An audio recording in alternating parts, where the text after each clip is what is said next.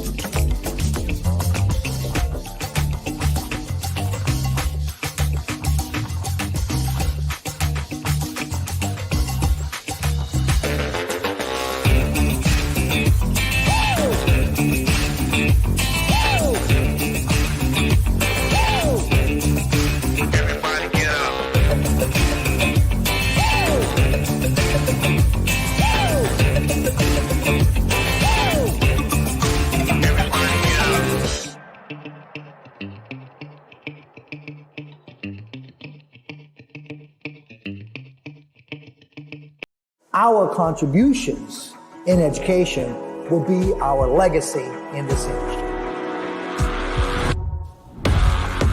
Whether it's through live education or maybe through social media, we're always trying to make a personal connection with you, the learner.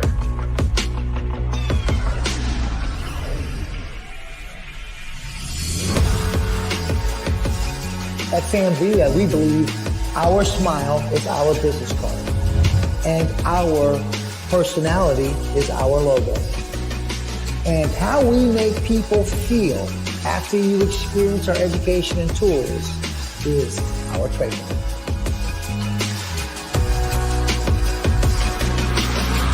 Join us. Join us. Join us. Join us, my friends, and be a part of the CAMPBELL community. Good morning and welcome to the ISSE Digital Live Experience. I'm Andrew Carruthers, your host for the day. We've got the entire CAMPBELL ambassador crew in the house. We've got our CAMPBELL art team in the house. We got Sammy going on stage today. We have so much education coming up for you. Plus, we know that you have a couple reasons that you love to go to hair shows, and we're going to make sure that that happens even though it's all digital. So for those of you that are watching from ISSE, welcome. For those of you that are just watching on the Facebook and YouTube channel for CAMPBELL, welcome. But one of the reasons you guys love to go to hair shows is to buy stuff, right? That was always an exciting part. So we do have 40% off site-wide at zambia.com. That's still going today and tomorrow. So still 2 more days to purchase at 40% off. And of course, a big part of why you are here is for education. And today we've got an incredible lineup.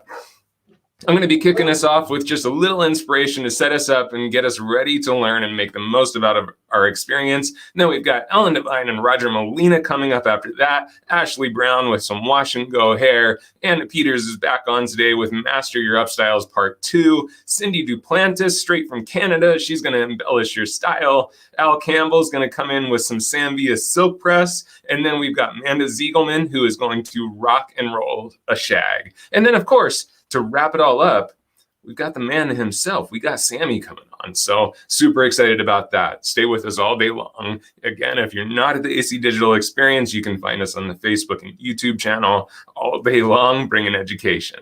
So just to get us set up, let's kind of reflect on our last year, because let's face it, it's been a tough one.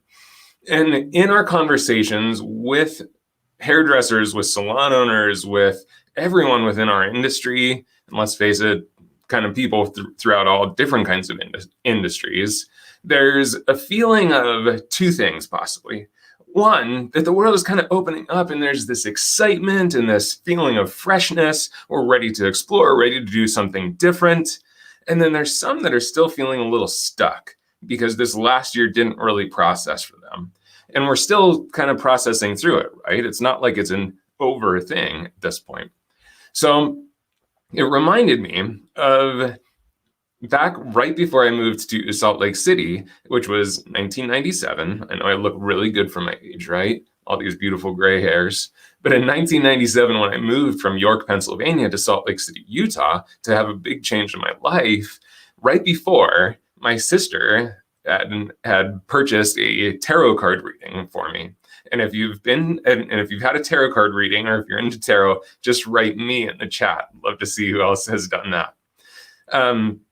So in this tarot card reading, she was going through different phases of my life, and the future present card, which was what's about to happen soon. Remember, I'm just about to pick up my whole life from York, Pennsylvania, and move to Salt Lake City, Utah. The future present card that comes up is this card called the Tower card. And if you're into tarot, or if you've seen a tarot deck, the Tower card can be a little scary because it's this huge tower and it's on fire. And it's burning, and like this particular deck, there are people jumping out of the tower, and it is quite terrifying. So, I'm looking at this lady and I'm like, okay, this doesn't look good to me, because you're saying that this is my soon to be present, this Tower card.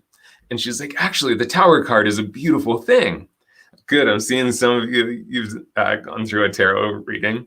But she's like, the Tower card is actually a great thing, because for us to build a new tower, sometimes it has to burn to the ground. And how many of you out there feel like that's kind of what happened this past year, that your building got burned to the ground? How many of you out there, just putting me in the chat if you're with me, feel like life really kind of got burned out from underneath you in some ways? So what we have now is we have an opportunity. And like I said, some of you are feeling the expression of opportunity right now. It's springtime out here. Like, I'm looking out my windows into the mountains here, and there's buds starting to pop out on the trees. And springtime makes us feel like there's this new opportunity. And especially with us starting to see a shift in our world with COVID, the salons are getting back into full swing. Our lives are starting to pick up again. We feel this opportunity. Today is your opportunity to start something fresh. And there's this a guy by the name of Shannon King. He's a good friend of ours. If you don't know Shannon King, go look up Shannon King. Great educator. Shannon said something on an interview that really struck me. And the thing that he said is that we shouldn't really be looking at reopening our salons. Shouldn't be concerned about reopening the salons. It's almost as if we are opening new salons. And I think that's a great concept, because if we're just trying to do the old thing in a new world, we're not going to get the results we want. And like I said, today is your opportunity now to start that shift. Here at the ISSE Digital Experience, or if you're just watching on our YouTube or our Facebook page, you have this incredible day filled with very diverse education. Here's what's really going to set you up for success today. This is super important, is this word. And it's curiosity. I don't think I'm spelling it right, so forgive me. I think I'm missing a U in there. Yes, I am, for sure. Anyway, curiosity. Because if we enter into today just trying to prove ourselves correct, which is what the human mind wants to do for itself. Because one thing you have to understand from kind of a neuroscience aspect is the human mind's purpose is to protect us. It's to shield us from pain and direct us towards pleasure. It's to keep us alive. So one of the things that feels very good to the ego, and one of the things that feels very good to the human mind, is to feel like we are correct or we are right in how we are thinking about something. So very often we go into these education opportunities, and we've got Roger and we've got Ellen coming up right after this to teach you guys some awesome haircutting. If you watch Ellen and if you watch Roger after I stop yammering at you, and you're comparing whether you think what they're doing is right or wrong, are you in a curious learning state? So we invite you today to let go of what you're bringing into today. Take all that education, all that learning that you've had before, and just put it to the side and just get curious. And if you're willing to do that today, type curious into the chat. If you're willing to get curious with this, if you're willing to have that open, almost childlike curiosity, type curious into the chat. The other thing that's going to be really important today is to take responsibility for your learning. So responsibility is going to be huge, because in a normal setting, in a normal classroom setting, we would be able to be there. You'd be able to be right across the table from us, right in the room with us, and we would be able to help with staying responsible to your learning experience. There's a couple things that you can do to be really responsible about your learning experience, because you made an investment to be here today. Even if you're not paying for it, even if you're just watching through our YouTube and Facebook channel, you didn't pay for an ISSE ticket, you are making an investment of your time and energy, which is even more valuable than money at this point, right? So to get a return on that investment, one of the things you have to be conscious of is, how do you learn? So there's a thing called VAK. It's visual, auditory, and kinesthetic. These are 3 different ways that people learn. It actually expands way beyond that. So those of you that are visual, take responsibility for that. Be engaged, be connected. Those of you that kind of are more audio, make sure you're tuned in. If you're kinesthetic, grab a mannequin head and work along with us. Grab that mannequin head. And I know these are short segments, so it's going to be tough to fully engage with a mannequin head, but you can at least go through some sections, hold some sections, just put your hands into hair, because that's really going to be what anchors the learning. And then the last thing is, I want to share with you one thing that we've been told over and over again, but we sometimes don't listen to, is multitasking is a lie. It doesn't work. Multitasking doesn't work, because one of the laws of the human mind is that it can only focus on one thing at a time.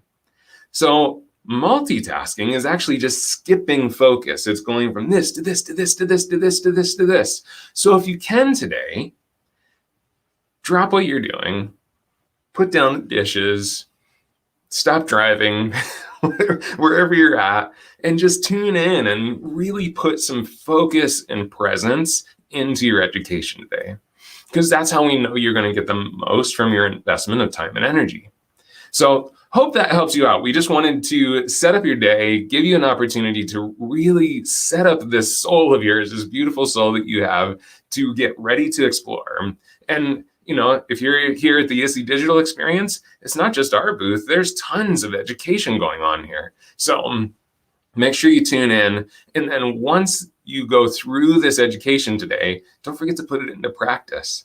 Because if you sat around all day and you don't do anything new, was it really worth your time? Maybe, maybe not. So thank you guys for listening to me so far. We are about to jump into some great education for the day. Just a big reminder for you all that we do have our show deals going on, because we know that you guys love to shop when you go to hair shows. So just the same ISSE Digital Experience, we've got 40% off site-wide. And that's going to be going today and tomorrow, because ISSE does continue through tomorrow. So today, so excited to introduce you to 2 people that we just absolutely love to learn from, Ellen DEVINE and Roger Molina. Ellen is driven to teach and has been in the trade show circuit, teaching classes and workshops around the nation for many, many years. Her style of haircutting is described as tradition with just a little twist to it. And Roger has 20 years of experience behind the chair. It's pretty amazing. He must have started when he was 2, because he looks like he's 22. He's one of the most requested stage artists in the US. He was a Redken lead facilitator at the Redken Academy for over a decade. Now he's a freelance educator. So we're super excited to have both of them as Sam Via ambassadors. Please welcome to the stage. Welcome to the Sam Via ISSE Digital Experience booth stage, Roger Molina and Ellen Devine. Hello. Hey, how's it going? Good so happy to have you guys both here. I'm going to get out of here because I know you guys have a lot of content to share. I'll pop back in and throw some questions at you as they come in. Have some fun. Sounds awesome. Thanks, guys. So if you guys are stoked to learn something new, put a bunch of likes, thumbs up, emoji into the chat box. Good vibes. We are going to hit you with some detail work. So Roger's going to start setting up this mannequin. I just kind of want to fill you in on what we're doing.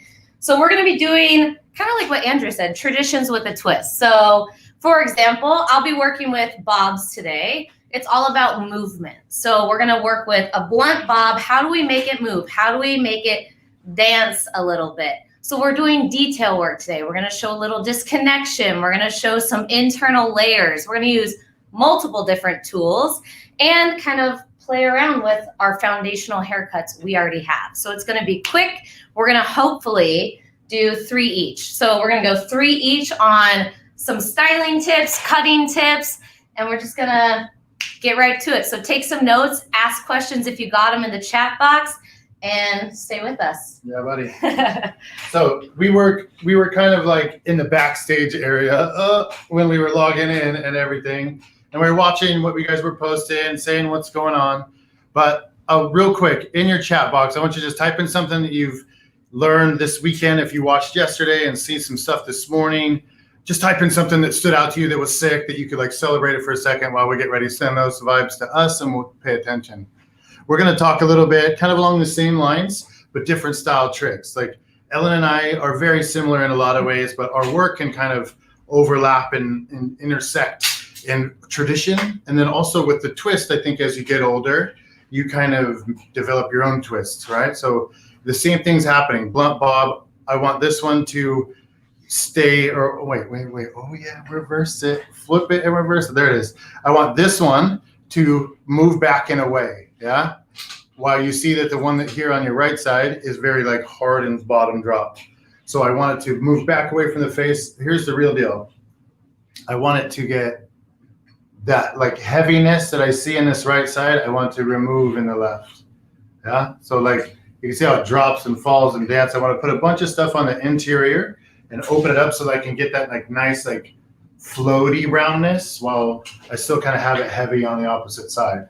So I'm going to work here in the fringe first, and I'm going to start my directive coming back. I'm going to take, if you just take your finger, left finger, and put it on the corner of your eye, that's my point of reference here on Josephine. And I'm going to take my comb, put it on the top of my head. Oh, there it is. If I had a profile, it'd be better. So let's try. Hi. If I put the comb on the top of my head, that's where it leaves. That's my point of reference on the top. So take that down to the corner of the eye where I still have my finger. And I'm going to direct that forward. Let me get that piece separate. I'm going to grab my Sizzy because we're ready to roll. Ellen's getting locked and loaded back there. I can see she's ready to blast off. So I'm going to just show you this trick quick. I'm going to lay it over the face. Just lay it flat or with the corner. Ooh, she's ready back there. Oh, I got multiple cuts. We're good. You got multiple cuts. Okay, don't get upset. She's coming at you.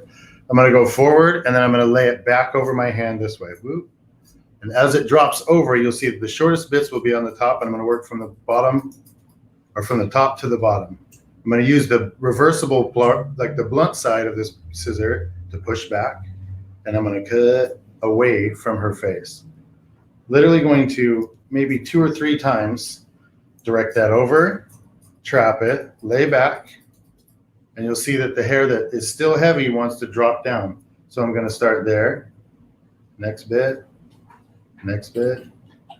and keep going. I'm going to work from the front all the way to the back. You can see it start to sweep back and away. Let me turn it that way to you. So now I'm getting it to push back and away from the face, but still floaty. And I'm going to continue that going back. Boop, boop, boop. Still with the flip back. You'll see the hand motion. We'll come back.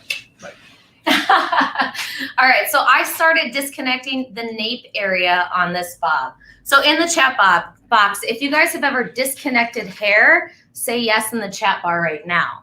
There can be a little bit of fear with it sometimes. And when I talk disconnection, if I take this mannequin head, flip her over, you can see right here, it's pretty short underneath. So we have very short layers. Now, the reason we do this is if it's all one length, you guys tell me one length, does hair move more or less in the chat bar? So when you look at hair that's one length, it doesn't move quite as much. So when we want it to dance a little bit, yes, I see some yes in the chat bar, awesome. We need to eliminate hair. Now, this is a haircut that I do on actual clients. If Sarah out there, what's up, my client? She's got really thick hair. We do a really blunt bob, but we want it to look super layered without having a bunch of layers in it. So if you've ever had that request, type in the chat bar, I've had it before. And what we're trying to do is eliminate any bulk that could actually, I want to say, like cripple the hair from moving. So it doesn't have to be scary when we disconnect here. You're going to see I actually just disconnected the nape area of the head. Now in this nape area, that's because Lydia here carries most of her bulk in the nape. You can also do it in the back, but we're working with the nape area using a zigzag parting. Now, why do you think we do a zigzag part? When you look at a parting that is horizontal, it's going to have a pretty hard line to it. Would you guys agree? Type yes if you do. When we go through with a zigzag part, I like to use my Sanvia tail comb for that and hold it almost like a pencil so I can draw my line. Zigzagging it is something I've been doing a lot this year. I feel like every haircut I do has some kind of zigzag in it. So I'm zigzagging it to give a little bit of depth to it, but texture too. So it's not such a hard line. So I'm just going to take my tail comb and start doing a zigzag. Now, the shallower the zigzag I would do on maybe finer hair. If I want to take more bulk out, I would do a more dramatic zigzag in my parting. So because I'm just going to eliminate a little bit of bulk, I have a medium-sized zigzag right here, and I'm going to use my reversible blending shears for that. Yeah, and I just noticed that they stuck up in that our team's got us with some links for the reversible blending shear. Router. Nice. So with the reversible blending shear, one of my favorites to do entire haircuts with, it's got 42 teeth on it. So you're going to get the max amount of weight taken out. But I could even scissor over comb with this with multiple different haircuts. With this scenario, I'm going to do it for some of my disconnection work. Because I'm going to get a nice textured line and it won't be a super blunt, hard line, the blending shear is going to give texture to it, but also eliminate bulk and cut all at the same time.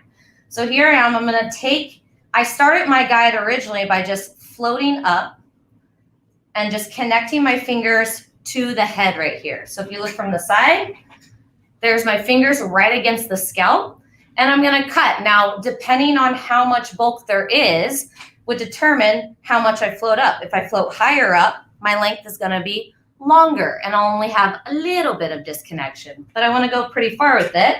So I slid up and cut, I would say about 1.5 inches up. Here's my guide for my previous section. I'm going to move in tight so you guys can see. Now I'm going to cut with the blunt blade, say that 10 times fast, on the bottom. So my teeth are going to face down, and I'm going to cut, and I'm going to go left to right as I cut. And I just kind of move it right there. Blunt blade. Nice, Andrew. It's like you're a pro or something. You've probably said it 1,000,000 times. Now there's a couple things I do here too. You could choose to lift that hairline right behind the ear and cut that short as well. What I like to do is just drop out what I don't want to cut. That's going to make my clients feel better. It won't cause any holes or any scenarios like that. And I'm just going to elevate straight up. My fingers are parallel to the back. So if you look at the side, they're square to the back, right to my body. I'm going to take my blending shear and cut. Once again, going left to right, blunt blade on the bottom. And I'm just going to go left to right. And I'll show you guys as I catch it up. When I release this, it's just going to kind of tuck under that nape area. It's a quick way to just sink the nape in and get rid of some extra bulk right here. So you'll get disconnection that no one sees. Look at roller. Good. Yes. So good. Yeah. We Nice. see you roller. The other one that's really fun to get tongue-tied with is the Artist Series Polishing Paddle. Try and say that 5 times fast. That is a good one. Series polishing paddle. Nice. Give some snaps, give some thumps, give some bumps to Ellen for the trick. We're gonna dip in and show you like the second half of what's happening over here. You can see it got some motion coming back. So face is actually moving away now. There's getting some light pieces that show up that are almost fringe. These are like the polishing of this one was done with that sleeker, the Sanvia flat iron sleeker. And now we've got some drift that's moving away, right? So if I wanted to bump these and give more whip back, I could probably get it, but I want to show you this trick here. So I'm going to kind of move center stage just for a second and show you this one up in detail. Now I want to talk about like loosening a bob and what you got to be careful with. Ellen's got a trick for going way down deep in the nape. When you get into this middle area and it's thick in the middle area, you got to do work. But what usually happens is we grab the top and work, and then we come from underneath and work. Somewhere in this middle land, it gets kind of like bubbly or wobbly. So here's a trick to get rid of it. Take a very paper fine slice. There's another one, Andrew. Paper fine slice. You go paper fine slice through there. You notice the top, it ain't paper fine. It's a little too thick at the top. So I'm going to get rid of that. I only want to cut this stuff in the middle, right, for now. And so when I come from the bottom and drift at it, I'm going to hold it at a horizontal elevation if I wanted to get a little bit wider. Okay, if I want to get a little bit wider, I hold it there. If I want to get a lot wider, a lot lighter, I'm going to go up even higher. Now be careful around this parietal ridge. You want to maybe below that, stick to some Ellen trick where you got detachments and things. But when you start to get in this area, the scaria, where it gets lighter, you want to work just when you can see it. If it's light, leave it. If it's dark, get it. This is also a time to get selective about what colors you have, right? I have this even beautiful red. Thank you, Lonza. But the idea is to leave what I love. So if I have balayage that I really like, don't get it. Get the dark piece that's got a little orange that you didn't love. Next one, I want to get just the underside of it. I don't want to touch the top. Put don't touch the top or DTTP.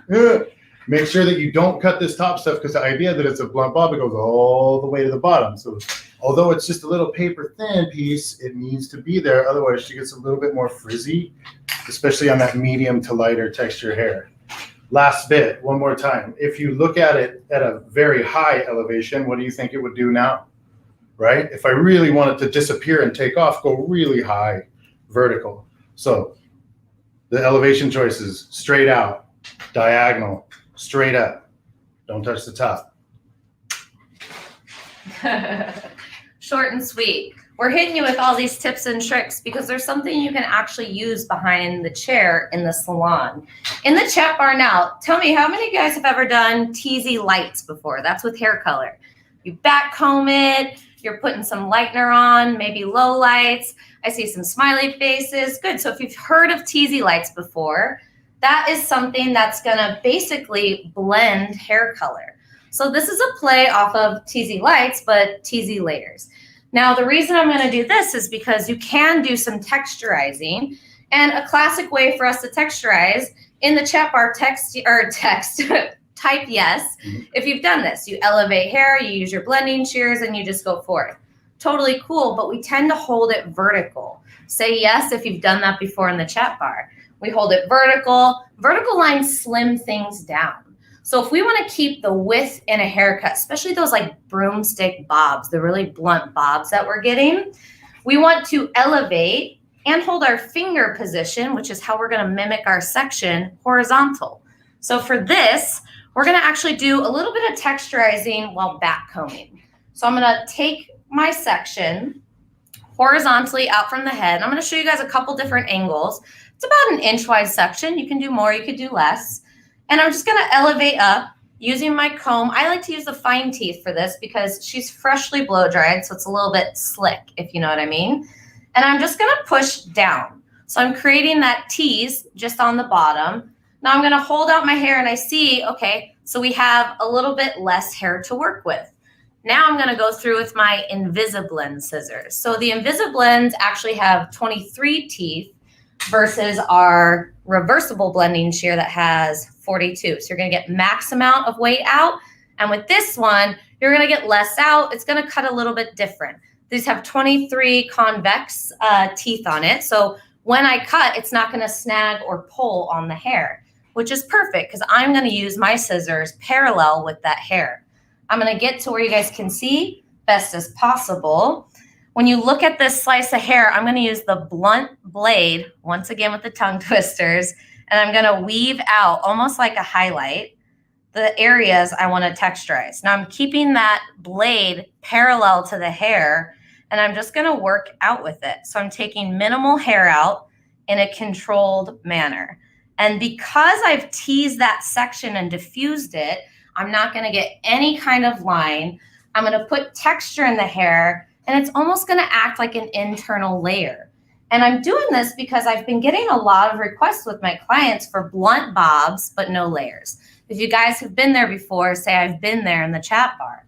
So they want super textured look, but blunt. Andrew, have you heard of that before? Yeah, and you know, there has been such a trend to this kind of like invisible layers and things like that. And here's one of the things too that I want to just kind of call out, kind of going back to this morning as we talked about learning. You know, some of you might be watching like, well, why would I do that? And like, you know, then I have to comb that back out. And we kind of nitpick these things sometimes.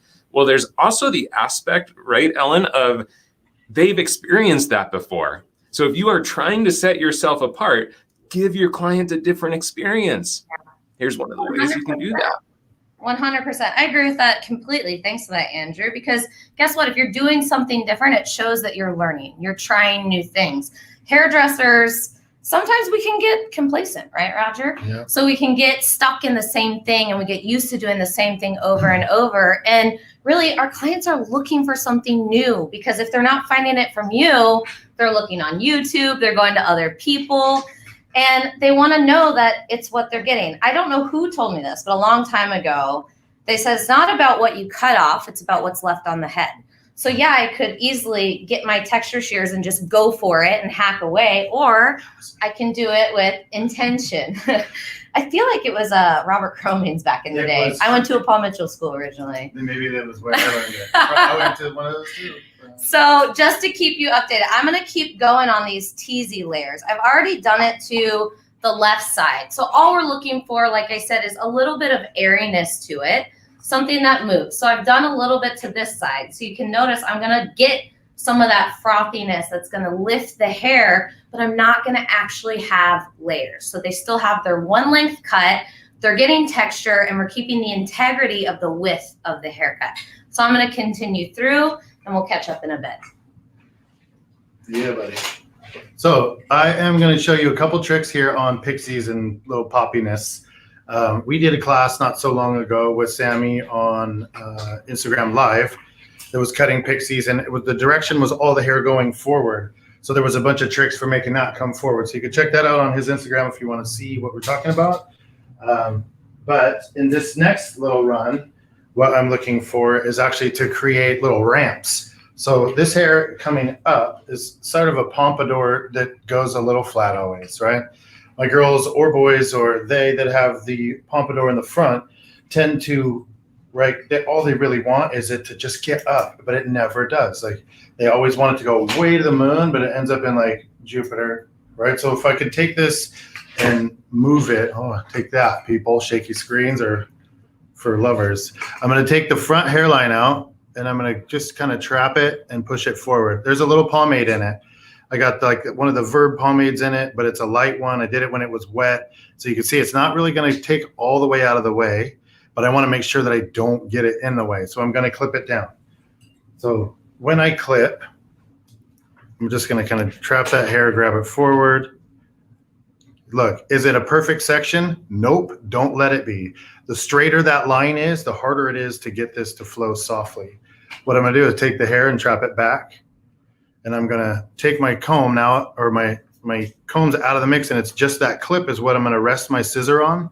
And I'm going to come back and I'm going to put a little pop right at the root. Now, some of you guys are maybe going, whoa, dude, whoa, dude, whoa, dude. I did the same thing. DJ Muldoon showed it to me like 15 years ago, and I was like, oh, are you sure? But if you take the scissor and keep it parallel to the grain of the hair. See, the hair is coming straight back, scissors coming straight back. Do that one. Oh, she's different, right? But if I come straight back at it and just put little tiny pops, what I get, and I'm gonna have to get close for that. Oh, I don't even know if you can see them. There's little tiny, little baby, little short pieces in there. Maybe it's easier if I show you the hair I cut off. That's all. So how many? 1, 2, 3, 4, 12, right? Each time. And when I take those little tiny bits of hair, you can see right next to it, those bits that I got close, they want to just pop up. They like by nature want to while out a little bit. So I go row by row and I just put little bitty unruly. I like to call them my punks, right? Like in normal nature, if you want hair to lay down, these guys are your enemy. But in hair that you want to stand up, you need punks, right? I know somebody out there is celebrating that comment. So I'm coming back and I'm going to go boop, boop, boop, boop, boop, just vertical little pops that measure out to be almost nothing. If you just joined us, it's 12 per pop. So there's 48 hairs there. Just kidding.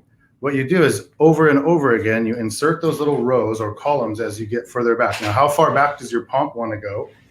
That's how far back you go. But you can see that every time you add those little pumps, those hairs now create little ramps at the root that want to pump up. You can see I've done 2 sections and they're acting lovely. The ones that I haven't done yet are going to be more tend to go flat.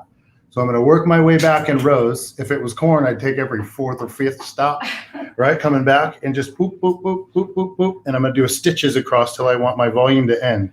If my flat back does, don't put any there. But if I want that to while out, I'm going to put some there too.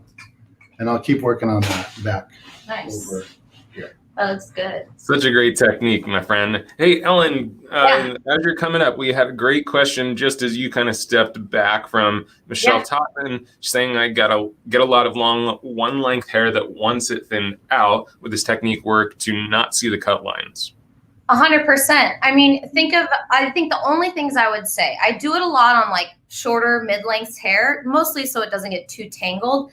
But if it gets tangled, and I learned this trick from Sammy, when you back comb, if it's on longer hair, you get tangled, take your paddle brush, use the first few rows of that paddle brush and hold that brush vertically, and that's gonna get all those tangles out. So that's a good hot tip if you're doing this on long hair.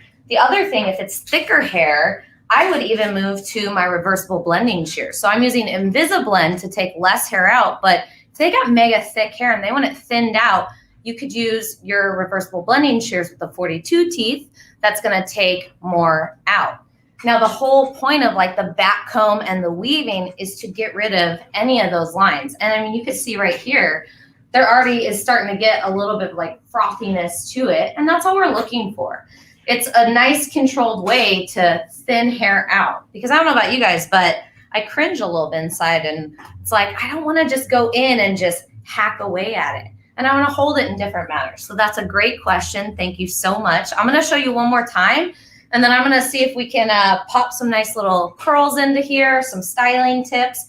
But I just want to show you my favorite place to do this is right on top, because that's where everyone wants that oomph, or right in the crown even, where they're looking for a little bit of volume. So when you think of the top layer, I definitely would weave, and I would definitely elevate high up. And now I'm just gonna back comb down. So what I have right there, I could even cut with a blunt shear and talk it out if I wanted. So just to show you a little bit like that. Prove it. Yeah. Prove it. So I'm gonna tilt this down so you can see. But you could even take a blunt scissor and you could weave out just as much, and just kind of like what Roger's doing, just talk it down. And I would do that on thicker hair.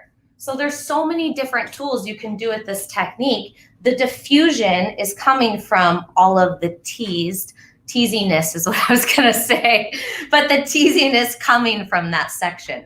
So you back comb, you're pushing that long hair up, you're creating all this nice soft diffusion. If you guys are feeling good in the comments, type yes, we got it. And just one more tip, if you wanna get it out with a comb, same thing. Use that hook, hold it vertical, and don't stress. We don't want to hurt our clients. We want to make sure they're comfortable as can be. So you're going to start seeing frothy layers, but what? She doesn't have layers. So we're just looking for that texture. I'm going to work in the back here on some flat iron waves and curls. And like I said, this is a fast-paced class, so we're going to show you as much as we can.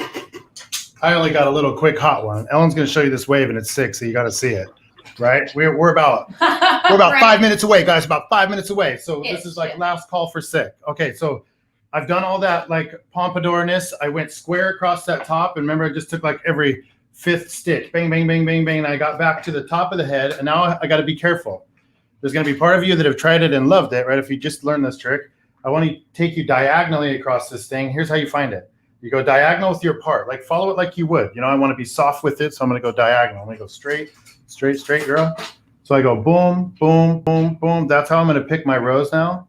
I'm going to take it. I'm going to elevate the hair up out of my way that I'm going to cut, right? I'm going to lay this onto my palm. I'm going to come back and stitch just boop. Notice how much further off the root I am now, right? Little touches off. So I'm going to slide like maybe a finger's length off the root and tap. The reason being is I don't want these ones to excavate too much and cause a riot. I want them to give flow diagonal, so I pick a diagonal line. If you're trying to figure out what to do, go to the whirl, put the tip of the comb, and then rotate your comb with it and follow the natural patterns of the hair's flow. Take the next section down, elevate it all the way up diagonally as well. Rest your hand on the hair, come backwards and just a little touch, pow, pow, pow. Don't get all the way down to the root. Remember, drag a finger's length off, so get just back and little touches.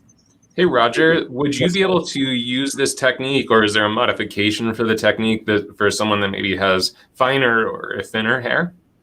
Absolutely. My personal fave is to go with this little nugget, right? That's my invisible blend. It's got the blunt blade back, so that takes some of the risk out of this, right? I can't cut that.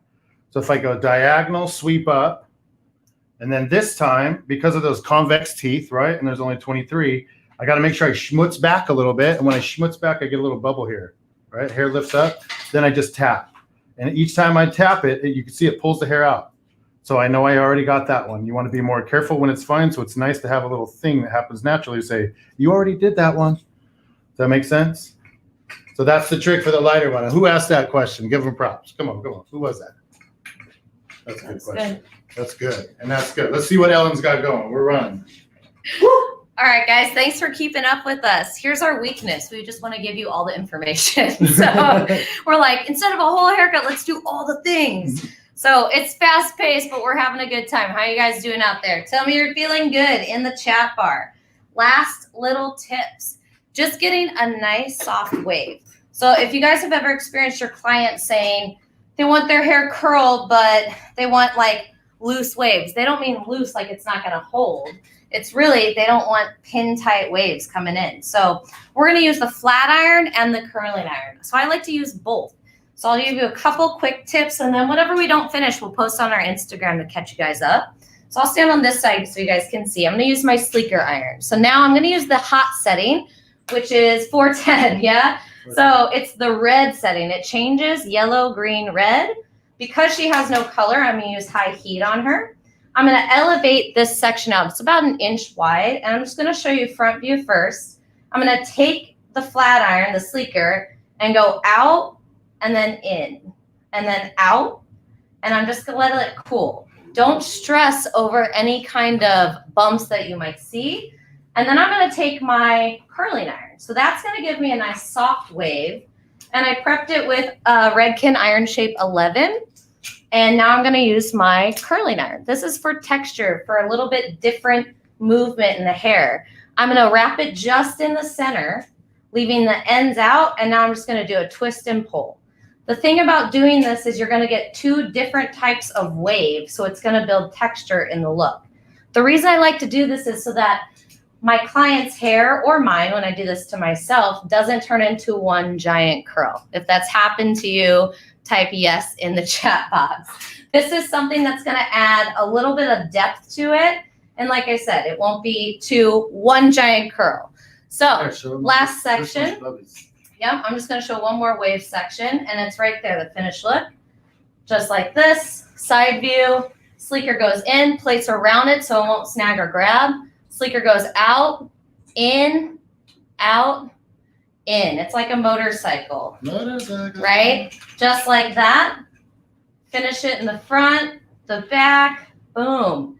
And we'll put the final look, like we said, on Instagram. This last section, I would hit with my Marcel iron. How are we doing, Andrew?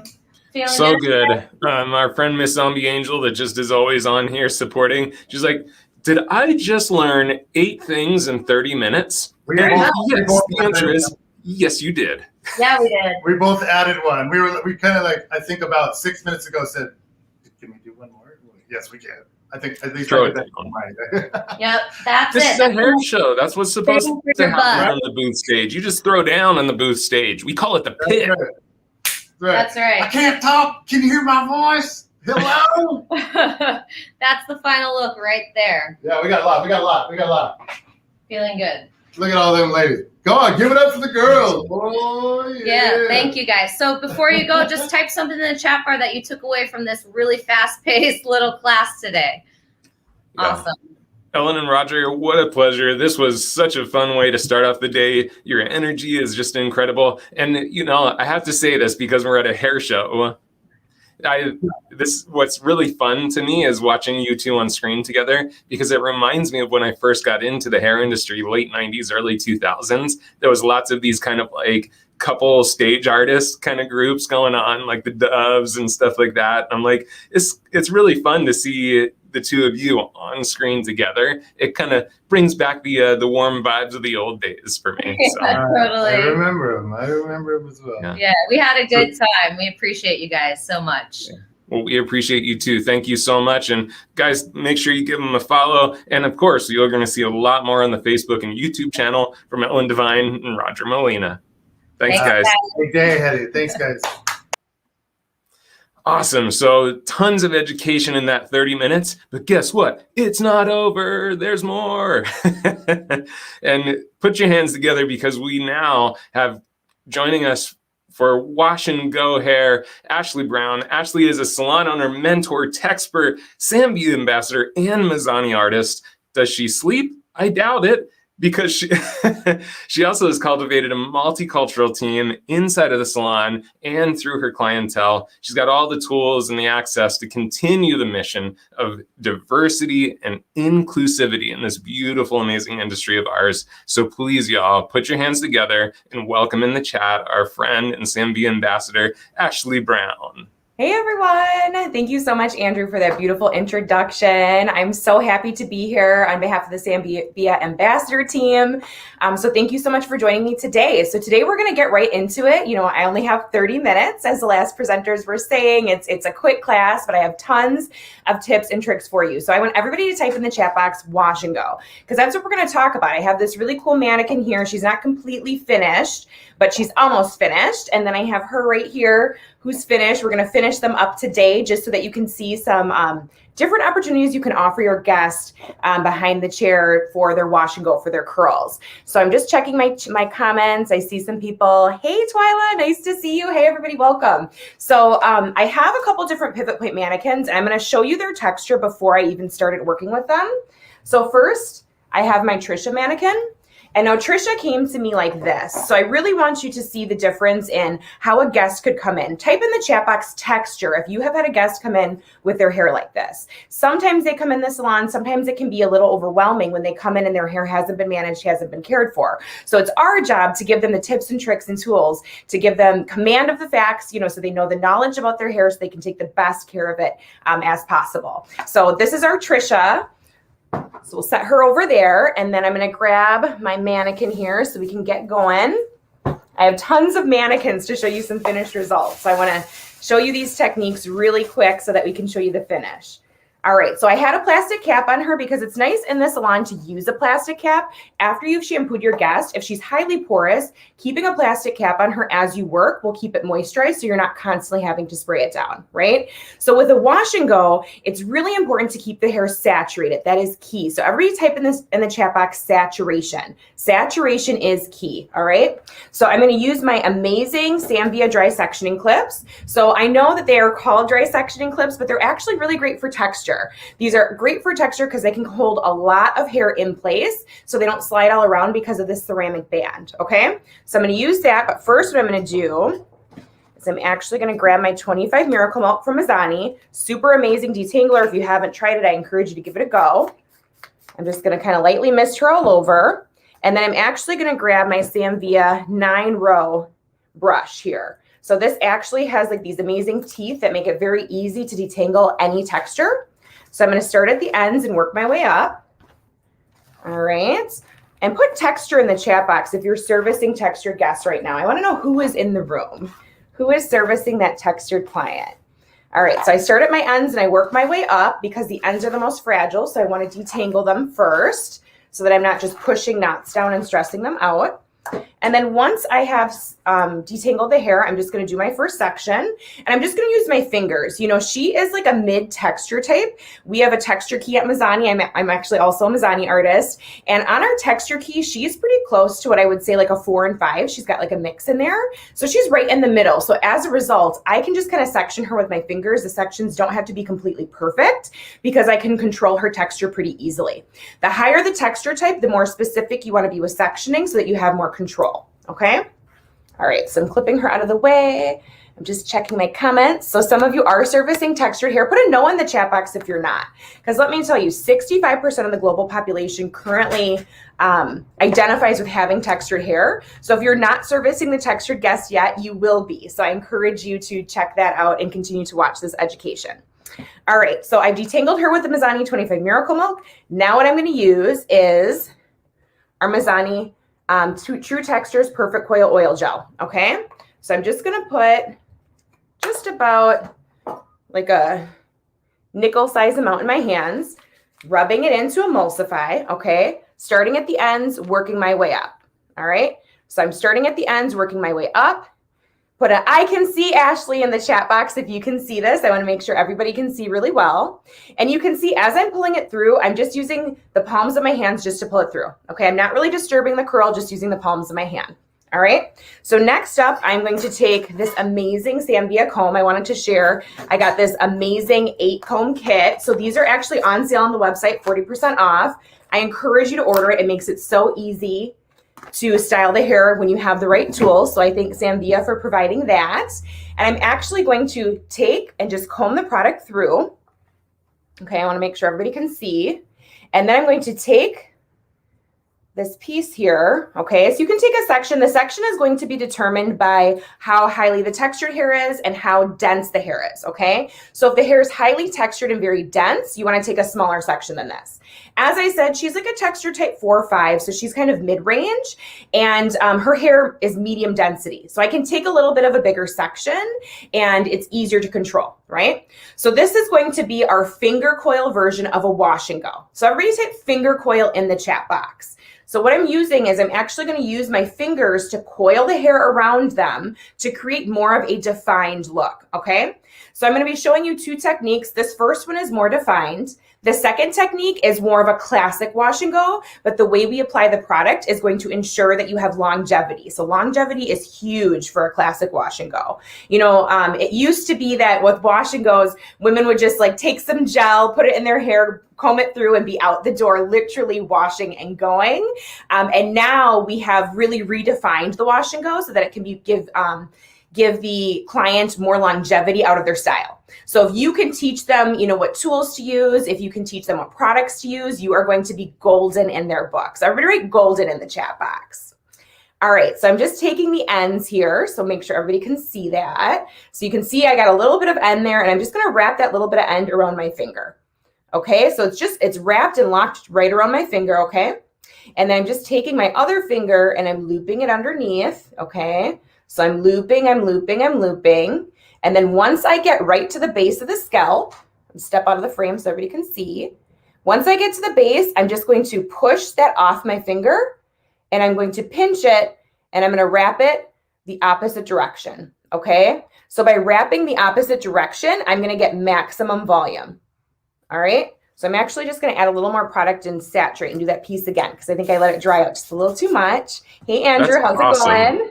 I love the reversal. That just like totally blew my mind. It's so simple. Hey, I do want to ask a question. Too. So back when I was first learning curly hair, one of the things you always told us was like, don't ever comb it, you know, but you're combing that product through. Mm-hmm. So I would imagine the reason they were telling me not to comb it is because of this like fear of frizz. So talk to us about why we can feel comfortable putting that comb through. Absolutely. So as I said, saturation's key. You know, thank you everybody who typed saturation in the chat box. I see Roller Girl typed it in the chat box. I see Rosie's typing golden in the chat box. So that's such a great question, Andrew. So one reason that it's okay to comb it, and honestly, I have to be honest, like let me be open, honest, upfront here. You know, I'm biracial, and growing up, I had like this huge curly hair, and I myself was afraid to comb my hair. I mean, even when I started doing hair, working behind the chair, I actually used to flat iron my hair all the time. I never really wore it natural because I was always afraid to manipulate the texture. But one thing we have learned, when you really understand the science of textured hair and you have command of the facts, you are able to manipulate the texture by using the tools you have and ensure that you're not going to get tons of frizz. You know, it's okay to get good frizz. So good frizz is the frizz that you create on your own. Bad frizz is the frizz that you accidentally end up with. So we don't want the bad frizz. We only want the good frizz. So by making sure that it's saturated, making sure that I'm taking the right size section, okay, I'm going to ensure that I have the right product on there. Because it's saturated, the product can do its job. If the hair was already drying, like that's why you saw me go through and I re-wet it to take my section again, because I was talking and my section was drying. When I re-wet it to take my section and add a little more product, that ensures that the product's going to do what it's supposed to. If you apply the product to hair that's already starting to frizz, that frizz is setting in the hair. And so then you're stuck with it. You may end up applying the product over the frizz and see the frizz kind of dissipate a little bit. But what's going to happen is your client's going to leave, and later that day or early the next morning, she's going to wake up and be frizzy. So we want to make sure that as we're doing these things for our client, we're also educating them and letting them know that, you know, they really need to make sure that they're saturating their hair before they apply their product to get the best result. And then also, of course, using the best professional product for their texture. So as I said, for her, I'm using the Mizani True Textures Perfect Coil Oil Gel. I prepped the hair with the Mizani 25 Miracle Milk. The 25 Miracle Milk is a leave-in detangler. It's also going to protect up to 450 degrees of heat. It's moisture-based, protein-based, and it has styling benefits. So literally 25 different benefits to ensure success for your guest. All right, so it's super easy to use. So again, I'm just rolling that right up on base there, and then I'm using my thumb and just pushing that hair off, and I'm pinching it, okay? And then I'm just wrapping around the opposite direction, okay? So once you do that, you get these really nice, juicy coils, okay? So everybody put coils in the chat box if you can see this and you're loving the result. So you get these really nice coils. Now, a couple things. If you want to keep the length, you are just going to twist it and leave them. If you have a client who wants maximum volume, and I mean max, like she's like, I want my hair to touch the sky and reach the heavens, then you're going to want to scrunch, okay?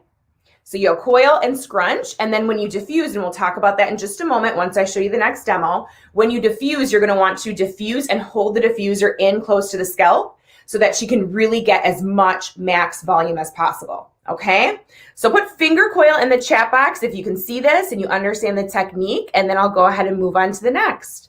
And one thing I'll note, you can see the length of her hair, so you can see how much that shrinks up from doing the finger coil. So this is going to give you most volume and most shrinkage. Important to note when you have your consultation with your guest, what their desired result is. Nice. Hey, Andrew, how's it going? Good. What range of textures would you suggest this on? Like, is there one that might be too coily for this technique or too lax for this technique? Fantastic question. So literally, so at Mizani, we identify texture in 8 different texture types, right? So you have straight, wavy, wavy to curly, curly to coily, coily to zigzag coil. You know, that's kind of like about the range that our textures live in, right? So you could definitely do this technique on wavy hair. Oftentimes we'll do it on wavy hair, and even we'll pinch that coil and put a roller clip in it, or a bobby pin in it to make sure that it stays and it sets, because that's going to help wavy hair get more curly, right? Get more of that actual spiral. So you can definitely do this on wavy hair. Obviously, you can see you can do it easily on curly and coily hair. I would say more so for the zigzag coil is where it's going to be more challenging. So the next technique I'm going to show you works for all texture types, wavy, curly, coily, zigzag coil, but especially is like easiest to do with the zigzag coil. So I'm really glad you asked that question, because a zigzag coil, literally one strand of hair, it could have a zigzag all the way through, and then the other strand could have a zigzag, coil, and a zigzag. So it's very challenging to set hair like that on your fingers, right? If you wanted to give it a more defined look, you would have to set it on one of our Mazzani lacers, which I know Jada was showcasing yesterday for the show, or you would have to set it on like a flexi rod or a perm rod, so that sort of thing. So this is our finger coil method. So I'm just looking, I'm seeing tons of finger coils, so I'm seeing that you guys are loving it, and you can easily see what I'm doing here. So next up, we have our beautiful Amber mannequin, and shout out to Pivot Point. They're always on top of it when it comes to the mannequins. They have created all of these gorgeous textured hair mannequins for us to utilize for our education and training. I'm always doing education for my salon, always doing education virtually. So it's just so nice to have such a range of textured hair mannequins. All right, so let me grab Amber. So this is Amber, how she came to me, okay? So she came to me in a box. Her hair, you know, you can see there's lots of volume in it. It's looking pretty dried out. So she needs some good products and some good technique to get her where she needs to be. All right. So let me just set her down. Okay, so for Amber, I wet her down, but she's a higher texture type, right? I mean, she's not quite a zigzag coil, but she's definitely coily, and she's definitely more porous than Trisha was, right? So what I'm going to do is I'm actually going to saturate her section by section and apply my product section by section, because I want to make sure, again, saturation is key, that she does not get any of that unwanted frizz. One thing I should also note, so again, Samvia sectioning combs, these are great for highly textured hair. You see how that one comb keeps all that hair up in place, so amazing for that. One thing that I should mention, for higher texture types as well, if they have the higher density, you are also going to need to take smaller sections. So this section is definitely, I'm actually going to take a little bit more out. We really want to make sure we're taking that smaller section so we can get really good saturation and product distribution, okay? All right, and I pulled more hair up, so I'm just going to add another clip here. Perfect. All right, so I have my handy dandy water bottle. I'm going to saturate. All right, and then I have my 9-row Samvia brush. So I'm going to take this and literally just brush that water through to make sure that it's evenly distributed, okay? All right, so once that's through, you can see the difference in how her hair looks now that it's saturated. You can see the elongation. Even looking at like a piece in the front that's like starting to shrink up, there's no elongation there because it's starting to get dried out. Okay, versus here, she's got some nice elongation because we've saturated it. All right, so once she's fully saturated, I'm going to grab my 25 Miracle Cream from Mazzani. So this is a cream. The difference between the 25 Miracle Cream and spray, the cream is specifically for higher texture types. Now, I myself am about a texture type. I have like 3, 4, some 5 in there. I do use the cream on my hair, so it's kind of one of those things where once you know the rules, you can break them. But because I'm a lower texture type, low to medium, but I have so much, you know, hair that's pre-lightened, my hair is pretty porous, I can get away with using the cream and it doesn't weigh my hair down. Okay, so same way that I applied the Perfect Coil Oil Gel is the same way I'm applying the cream. So literally just taking my palms, emulsifying. You always want to emulsify your product before you use it, and then just pulling it down through the section. All right, so once you have your product applied, turn her this way so you can see clearly. I'm just going to wipe my hands off. I'm going to take my brush one more time, and I'm just going to comb through that product, or brush through rather. So brushing it through to make sure it's evenly distributed. So again, as Andrew said, we kind of grew up thinking, okay, you're not brushing through products, you're not combing through products, but guess what? That's the only way you're going to get even distribution. And that's so important for a long lasting wash and go. Okay. Now I want everybody to type in the chat box, shake and rake, because that's essentially what we are going to do for this next technique. And I'm going to use the Mazzani foam wrap for it. So essentially the foam wrap is just a foam that you can pretty much use for anything, for blowouts, for setting, whatever it may be, but it works really great for higher texture types for this shake and rake method. Okay. So I'm just going to shake that up first. So we're shaking and raking the hair, we're shaking and raking the product, and I'm going to pump some foam wrap in here. So you can see I'm using a good amount of foam wrap because with her being a higher texture type and highly porous, I want to make sure that I really get good product distribution. Okay, so with the shake and rake technique, I'm applying the product everywhere. All right, and then I'm literally just taking my fingers, just kind of opening them, almost like, think like Lady Gaga, little monster hands, or like Michael Jackson Thriller hands, right? And I'm just pulling it through, okay? And then I'm just leaving it, all right? So you pull it through and then you just leave it. And you can see how these curls have now separated from each other. So by applying the product properly on saturated hair, you can get nice definition and separation by this easy shake rake method. Now, let me tell you, if you are not doing wash and goes behind the chair, if you have guests who have textured hair and you offer this service to them, they are going to be blown away. I know this firsthand because as a stylist and as a textured girl myself, I didn't know how to do a proper wash and go on my hair for years, literally. Literally, I went years of my life without really realizing how to properly apply the product, properly saturate to get the results I wanted. And so when I realized this, literally, I was like, this is like so golden. I have to share this with the world. So again, I'm saturating. So now that I've saturated her, I want to know, what am I going to do next? So I've saturated her, I'm detangling her. What am I going to do next? I want you to tell me, what is the next step? And while you're typing that in the chat box, I'm just going to point out that as I'm working up the head shape, so I'm in the nape, just kind of working up towards the occipital, I have my hand underneath my section to make sure that when I detangle, right, I'm not disturbing the section underneath. We've already applied our product. We've already set that section, so I do not want to disturb it. Okay, so same thing with the finger coil that I just showed you. You don't want to disturb the section underneath. All right, so let me check my comments here and see if you know what I'm doing next here. Shake and rake. Yep, that's what I'll be doing next. Can this product work on 4C grade hair? Absolutely. So Mizani products are actually made specifically for textured hair. So any texture, we have products that fall in the range that will work for you. So I have a couple pumps of my foam wrap. I'm just picking up that hair. Again, I'm leaving that hair underneath alone, and I'm pulling that product through, right? So I'm just pulling that through, making sure that it's really getting evenly distributed. I'm going to take my handy dandy brush. Okay, I'm going to brush it out again. All right, so I'm just taking my brush, brushing that product through, and then I'm going to pull my fingers through to rake it, okay? And now same thing as with the finger coil. If she wants more volume, okay, so you can see all that definition in those curls, and it's okay that you can see the product. The Mizani foam wrap, it's non-flaking. So even though, and I'll just kind of hold it up so you can see what that looks like. Perfect. So even though you might see some of that white, it's going to dry clear. You're not going to see it. And sometimes if the texture type is higher and the porosity is high, you want to see the white because you need that product to really control and soften that cuticle. So just like with the finger coil, if she wants more volume, I'm going to scrunch, okay? I'm going to be scrunching it if she wants more volume. If she doesn't want more volume, I'm not going to scrunch because I want it to just lay flat to the head. All right. So that's the finished look. That's what you're looking at. That's what you want your shake and rake to look like as you move up the head for the higher texture type. All right.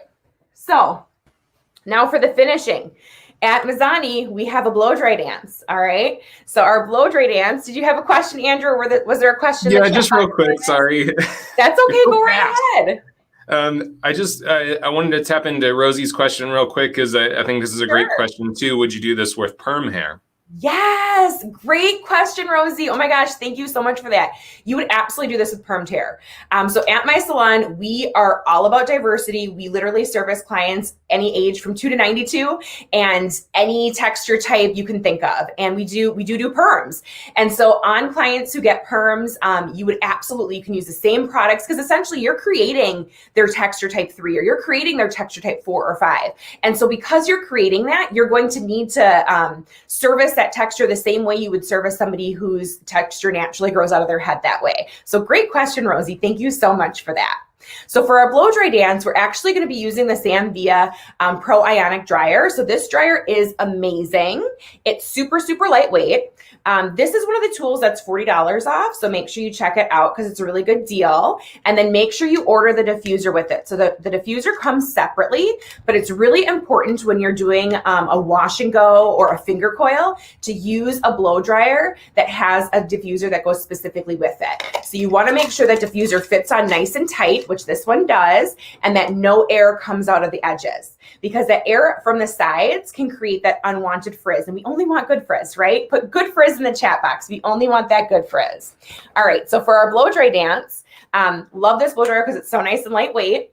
We actually do side, side, front, back. Okay. So once you finish setting your client, yes, Andrew, we're going to do it a little more in a second. So once you finish setting your client, you'll first just kind of oscillate. So you're going to oscillate the dryer all around their head. You're going to oscillate, right?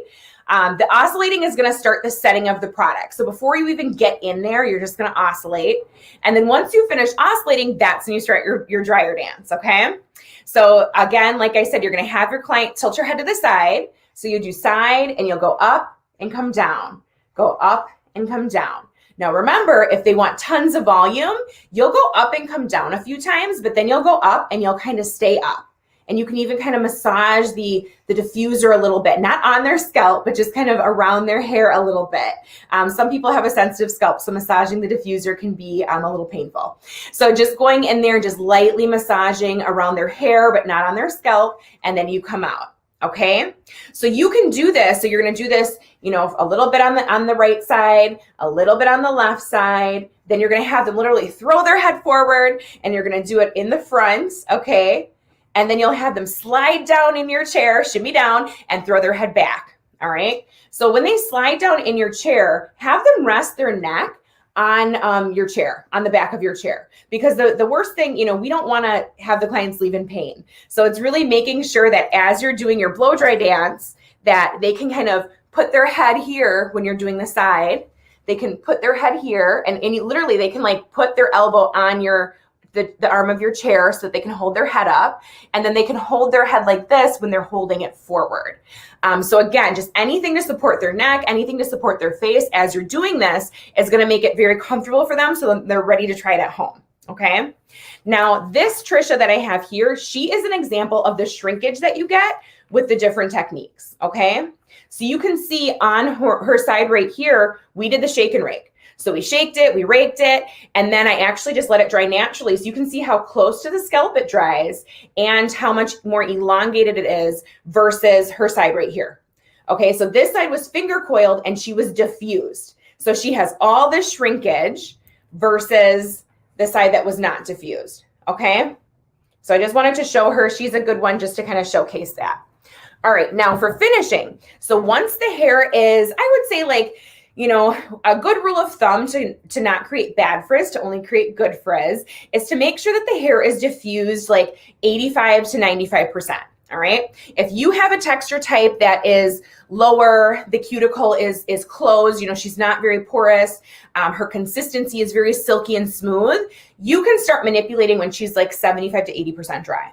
But if you have somebody who's really prone to frizz and they're very porous, you want to wait till their hair is almost completely dry before you get in there. Okay. So once she's completely dry, all right, you're going to take some of your 25 Miracle Nourishing Oil. So I love this stuff right here. It's amazing because it like moisturizes your hands, but it also moisturizes the hair. So I'm just doing about 4 pumps in my hand, and then I'm emulsifying, okay, making sure I get it all over my hands. And then I'm just going to go in and start scrunching. So I'm going to start scrunching this product in the hair to make sure that I'm distributing it, and also to start giving her some volume. Okay, so she's the one who I dried more so without as much volume. So I want to make sure she's going to start to get some now. All right, so just scrunching that in, move her a little closer so you can see. Perfect. All right, and again, like I put some little clips in her. You can definitely, like, we retail these at the salon, so they're nice and easy to sell, especially when you're doing like a wash and go. Sometimes I will even, if I'm getting a client to try this for the very first time, I will put the clips in and kind of give that to them as a gift, and then usually they end up buying product that I used for the wash and go. All right, so next up, what I'm going to do to give her a little bit more volume, because I know I just have a couple minutes left, is I'm just going to take the Mizani HRM, okay? Make sure you can see what that is. It's our humidity resistant mist, and I'm actually just going to lift her hair, all right, and just spray it. So if she wants more volume, if she feels like she's not getting enough lift, you can stick that comb in there and lift her hair and spray it to give her that lift. Now, when I'm holding it up, I'm going to go in and diffuse. So the diffuser is just going to dry that spray to give her the most volume. All right, so we're just diffusing her a little bit there. And then you kind of pull your comb out lightly, and you can see, whoa, she's got tons of volume already just by doing that. All right. And so then again, you just take that 25 Miracle Nourishing Oil and scrunch it in to continue to place the hair where you want it and give her as much volume as she can handle, if that's what she wants. Again, in the consultation, that's what you find out. Okay. So that is for the classic wash and go. You're just going to put some 25 Miracle Oil in, add some hairspray if need be, and you keep it moving. For the finger coil, Yes. grab her. All right, so for the finger coil, the way that you're going to undo that is very similar. You know, you can clip hair up out of your way, so it's easy for you to manipulate that section. And same thing, 25 Miracle Nourishing Oil on the hands, massage it around, and you're literally just going to pull this through and take 2 fingers and pull it through, okay? So you're literally just using your fingers. Because you have that product and because you set the hair, it's very easy then to just pull that style out so you can begin to see how these curls are unraveling. So it's going to give you some really, really nice volume in there. And because you have the 25 Miracle Nourishing Oil on your hands, you don't have to worry about creating that bad frizz, all right? It's all good frizz all the time. So again, you can detail with a little bit of edge art. You can add some braids. Our Amber here, she was thinking about shaving the side of her head. So I said, girl, let's give you some braids first. We'll try that out, see what you think. Okay. And same thing. If she needs a little more volume, HRM, I'm going to spray it, diffuse her a little bit so that she can get as much volume as possible. Amazing. I have to say, your passion for texture and curl and movement, it gets me like super excited to get my hands into some hair. We were just messaging back and forth. It's just like, it's so cool. And taking the mystery out of fabrics that you haven't had a lot of clients sit in your chair before, it's so key to this transition in our industry to just opening up and just being more diverse within our salons. So what a great gift you offered the community today, Ashley. Thank you so much. I appreciate the time. And thank you all for investing in yourselves and taking the time to watch today. Sure. Thank you. Oh, man. Yeah, I need to get some curly hair in my hands. Luckily, my wife has it, so maybe she'll get a blow dry. So we're going to keep on moving with the education. Next up, we have our Zambia art team member, Anna Peters. Anna is an art team member. She's the owner at Retreat Salon in Fresno, California. She's been in the industry for 16 years as a full-time hairstylist at the chair, spent 11 years teaching color, styling, finishing, and business. She's worked Fashion Week. She's done MTV's VMAs. She's been in publications. So you guys are really fortunate. She's going to continue what she set up from yesterday. Please welcome Anna Peters. Hello, Andrew. Hello, everyone. So stoked to have you. I'm going to get out of your hair so you can, whoa, see what I did there? The hair? Get out of your hair so you can get into hair. All right, bye. Hey, everyone. Welcome to day 2. How's it going out there? That was awesome curl education. I absolutely loved it. Great job, Ashley. How many of you were in Mastering Your Upstyle Part 1 yesterday? Let me see a yes in the chat box. Hey, did you like it, Andrew? Did you learn something? Of course, I always learn from you. Awesome. If you had any ahas from yesterday and you were in the Mastering Your Upstyles Part 1 class, please share that aha that you had, maybe just one word, 1 or 2 words that you took away from the class yesterday so that we can share that information with our learners today. So yesterday, Mastering Your Upstyles Part 1 was about using a foundation, a ponytail foundation, as your strength and your anchor in your style. And today we're going to continue with another foundation as well as a totally different style. So you're going to get 2 different looks from yesterday and today to play with. And right now I'm just getting a little bit of movement in her hair before I take you into where we're going to be placing these foundations. But again, if you were here yesterday, let me see, was there anything, any ahas you took away from the ponytail foundations? write that down in the chat box and share that with everyone. So a ponytail foundation is one of our strongest foundations that we work with. And we use these foundations to really guide our Upstyles, to kind of act as a roadmap for us. So when we go in to create our style, we're thinking, where do we need strength at? Where is the movement of this style going? And what type of strength do we need? Do we really need like a soft full strength, or do we need to have something a little bit stronger, more secure? Do we need a traveling foundation like a braid, which we're going to show today, or do we need something that's more of a focal point like we used the ponytail? So today we're going to be working with the braid, and right now I'm just putting in this really loose wave, moving away from the face with my 1-inch Zambia 2-in-1 Marcel iron and wand. This is my favorite iron. If you ever watch any of my classes, I pretty much use this every single time because it's a 2-in-1. So the spoon slips off, you have your wand. Genius, love that.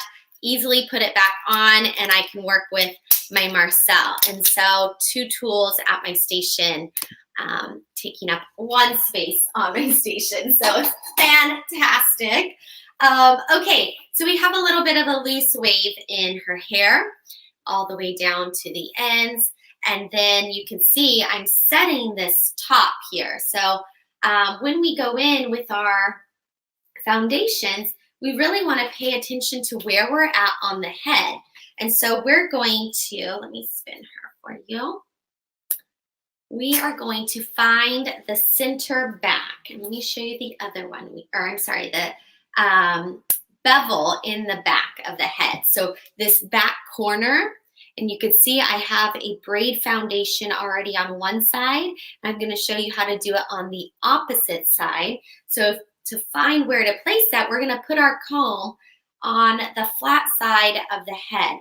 And where that comb starts to rock away, that's the back corner, the back bevel, if you want to call it. And that's where we are going to place a traveling foundation, a really strong amount of strength that we're going to get from that braid. And you can utilize the braids vertically, horizontally, anywhere you're needing to move hair to and to secure that hair into there. So I'm going to do it on this side, and we're going to do 2 braids down the back bevels. So I'm going to find the round of the head. I'm going to isolate that hair out of my way. And a lot of the times what we hear people's struggles are with upstyling is kind of getting lost in the process. Let me see a yes if any of you have felt like you just get lost when you're trying to upstyle and create a look. Anybody else feeling that struggle? Let me see the yeses. I know it. I felt it too. And that's why we're working with foundations now. So finding that back bevel, I'm placing my comb flat along the side of her head, and I'm rocking it back. Right here is where my bevel is. So I'm going to just draw a line straight down. And I'm going to isolate this so you could see where I'm placing it. So the first thing we want to do to make sure we don't get lost is to go in, find where we need to place our anchors and get those set up. So I'm going to clip this area that I'm going to braid, and I'm going to move all this hair out of the way so that we're working really nice and neatly. And I'm not getting hung up on any unwanted hair. So here's my back bevel. It does not need to be perfect or a beautiful braid of any sorts. We're just going to do a cornrow or a Dutch braid connected to the head, and we're going to make it really tight to the head. But before we do that, I'm going to go in with my Zambia texture iron, and I'm going to just hit the base about a few inches out throughout this whole section where we're going to be placing the braid. How many of you do braiding or cornrows on your clients? Let me see a yes to braiding. We love braids. And if you're doing that, the Sambia texture iron is going to be your superhero in getting those braids to, one, make it so much easier for you to grab the hair when you're doing a tight braid to the head, because it's expanding that hair at the base and making it really easy for you to pick that hair up. When the hair is really silky and clean and soft, it just lays so flat to the head, you're not going to get a lot of volume, and it's going to be hard to pick up that hair. Also, having some long nails helps too. So now that we have this hair textured, I'll move that a little bit closer so you could see that texture that we have there. Isn't that so beautiful? And now this is going to make our cornrow really pop and have a nice security to it. It's going to make it so much quicker and easier. So just a 3-strand braid, and we're gathering hair. Let me turn her so you can see. We're gathering hair and attaching it to the scalp. So the outside goes in, I gather hair, add it to my outside section, and bring that to the middle, underneath. So everything is moving underneath the previous section. And so this is something that if you aren't doing this already, just start practicing. And like I said, it doesn't need to look really nice. This is just to create this traveling braid down the back of the head. Everybody, Anna, is there a specific reason that you would use a cornrow style braid versus a French braid for this? Absolutely. So the cornrow is going to pop off the head a little bit more, giving me a great area to pin my grips into, my bobby pins, and really secure into that. The French braid technique, where it goes over each other, is going to lay a lot flatter to the head. So you could still use that, but we found that it just works a little bit better to have that popping off the head a little bit, really creating a lot of room for our pins to slide into and really grip well. Great question. So I started at the round of the head where the hair rounds away, and the back bevel corner here. So back of the head, those corners back there. And we're still have hair on the side here that's going to be covering this up. So I'm just going to go to right below the occipital bone. And once that starts coming off the head, I'm just going to continue with a normal 3-strand braid now. Just moving it down a little bit, down the hair. And this is going to join over to my other braid that I have already done for time's sake. And I'm going to spin her. So here's my other braid. I secured it with our Sambia clip. And this is now going to join and get secured in the back here with an elastic. So we have 2 traveling anchors moving down, vertically down the back of her head. And I'm going to show you what that looks like as soon as I secure this. And they're coming together in the center back nape area. And I love this question from Jana Oliver George. She's asking, would there be a situation where it might make sense to do the braid upwards from the nape instead of from the crown down? That is a great question. The thing that's going to happen there is you might have a ponytail at the top of your braid now. So if this was the opposite, your ponytail is going to be up here. It might be a little bit hard to hide that elastic. So we're moving in the direction the hair is going to be moving, and we're going to be placing a ponytail at the base. So maybe if you were doing a high pony where you wanted the hair to move up, you could continue up and secure your ponytail at the top. That would be a case where that would make sense. So yeah, you definitely could. You just want to make sure that you're doing it for the right reason. Great question. So here's the back, right? Not so pretty right now, but don't worry. We have our 2 braid traveling foundations moving down the back and secured at center nape.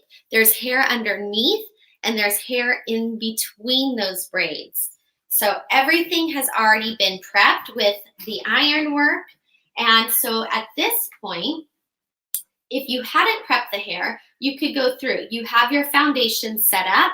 Now you go through and you curl what is left out, or you set your curls up here and let those cool. And then you're ready to move on. So first step, create your foundations. Figure out your blueprint for your style. In this look, everything's going to be moving back and into a low chignon.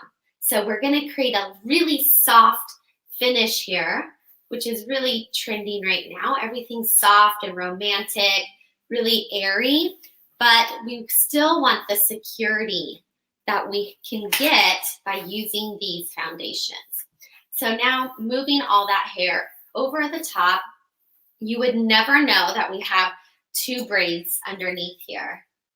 As I spin her around, she just looks like she has a beautiful wave going through her hair. So this is a great technique too to set yourself up if you're going to be doing multiple looks.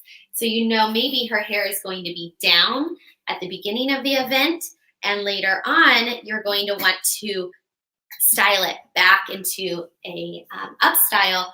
Set your foundations up to save you time during the event to easily just bring this hair back and pin into it. So here's how we're going to start this style and moving it up. I'm going to find my foundation right here. And I'm going to take my comb and I'm going to move to the diagonal side of the front of her hair. So I'm going to slide my tail comb all the way across to the diagonal front side. And I will show you what that looks like. I love working with diagonal lines because it really helps to create soft movement. Just like in hair cutting or color placement, when we use a diagonal line, we create soft movement. So same thing here. I'm going to isolate this so I can show you what this looks like. So going diagonally all the way across from the back bevel to the opposite side of the front of her hairline. Now we're going to start to create our look. So taking this hair that remains here on the top round. So I'm always thinking of working in areas of the head. What area of the head am I affecting right now? And where do I want that hair to move? That's going to really help you to not get lost on where you're at on the head. How many of you have had that time where you're like so focused on your style and getting it so right, and then you step away and it's completely crooked or off center? Let me get a high five if anyone's had that happen, because we get so focused and so into what we're doing that it's important that we always step away and look at our work so that we can make sure that we're on the right track and that we're not getting hung up. So let me just move this for you. This hair right here that's sitting on the crown, I'm just going to gather in my hand and I'm just going to give it a little bit of a twist back to our braid right here. And I'm going to secure that with a pin. So just a regular grip. And there you go. Bumpy side always to the head. And I'm going straight in. Here's my braid going straight through my twist, up and locking that down. And then one more. Anna, would you be able to bring her up a little closer as you do that next one? Would love to see the motion that you make with that. Let me scooch, scooch, scooch. Tight quarters here. Okay. So here's my twist. Here's my braid. Can you see the braid underneath? Now I'm blocking the light here, Andrew. I'm sorry. Okay. I'll kind of scoot back. So here's the braid. Here's the twist going straight into that twist, up and sliding right down. And you'll feel and you'll hear that lock right into there. So now we have this beautiful soft twist anchored into a really strong foundation. From here, you could start to pinch and pull, but we're not going to do that quite yet. We're going to take this top section, our diagonal top, and we're going to move that twist in the same direction, and then we're going to cross over to our other side where we have our other foundation braid right here. And let me turn her so you can see. So I love this because they're just so hidden, but it's just these like little mighty strength anchors in there that you can pin into and have these really soft movements happening. So just pinning right into that foundation. This over here, I'm gonna just pin right back into that other foundation. So having one on either side is gonna really distribute the strength and the balance in your style as well. So go ahead and just let that kind of fluff up and see where you need to pin. All right, great. Following me, everyone. 2 braided foundations down the back. We're now moving hair back and forth across and pinning into each foundation. At the end, once it's all secure, we're gonna really be able to fluff this up and get a lot of soft movement. So again, here's our foundation. 1 on this side and 1 on that side. Everybody see that? All right, great. Taking our front sections now, and we're gonna do the same thing. So we're gonna just move this hair using our hands to just rake that hair across and twist and find your foundations there. And we're going to pin. So find your foundation, it's right here. I'm gonna just go in and pin right into that on that side, and then I'm going to twist her and pin into the opposite side.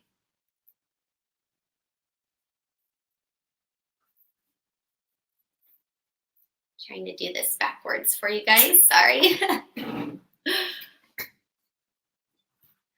Yeah, quite easy updo without teasing front hair, absolutely. So because we've used our texture iron in through the base and so any area where you're wanting to see volume, that's where we went in and placed our texture iron.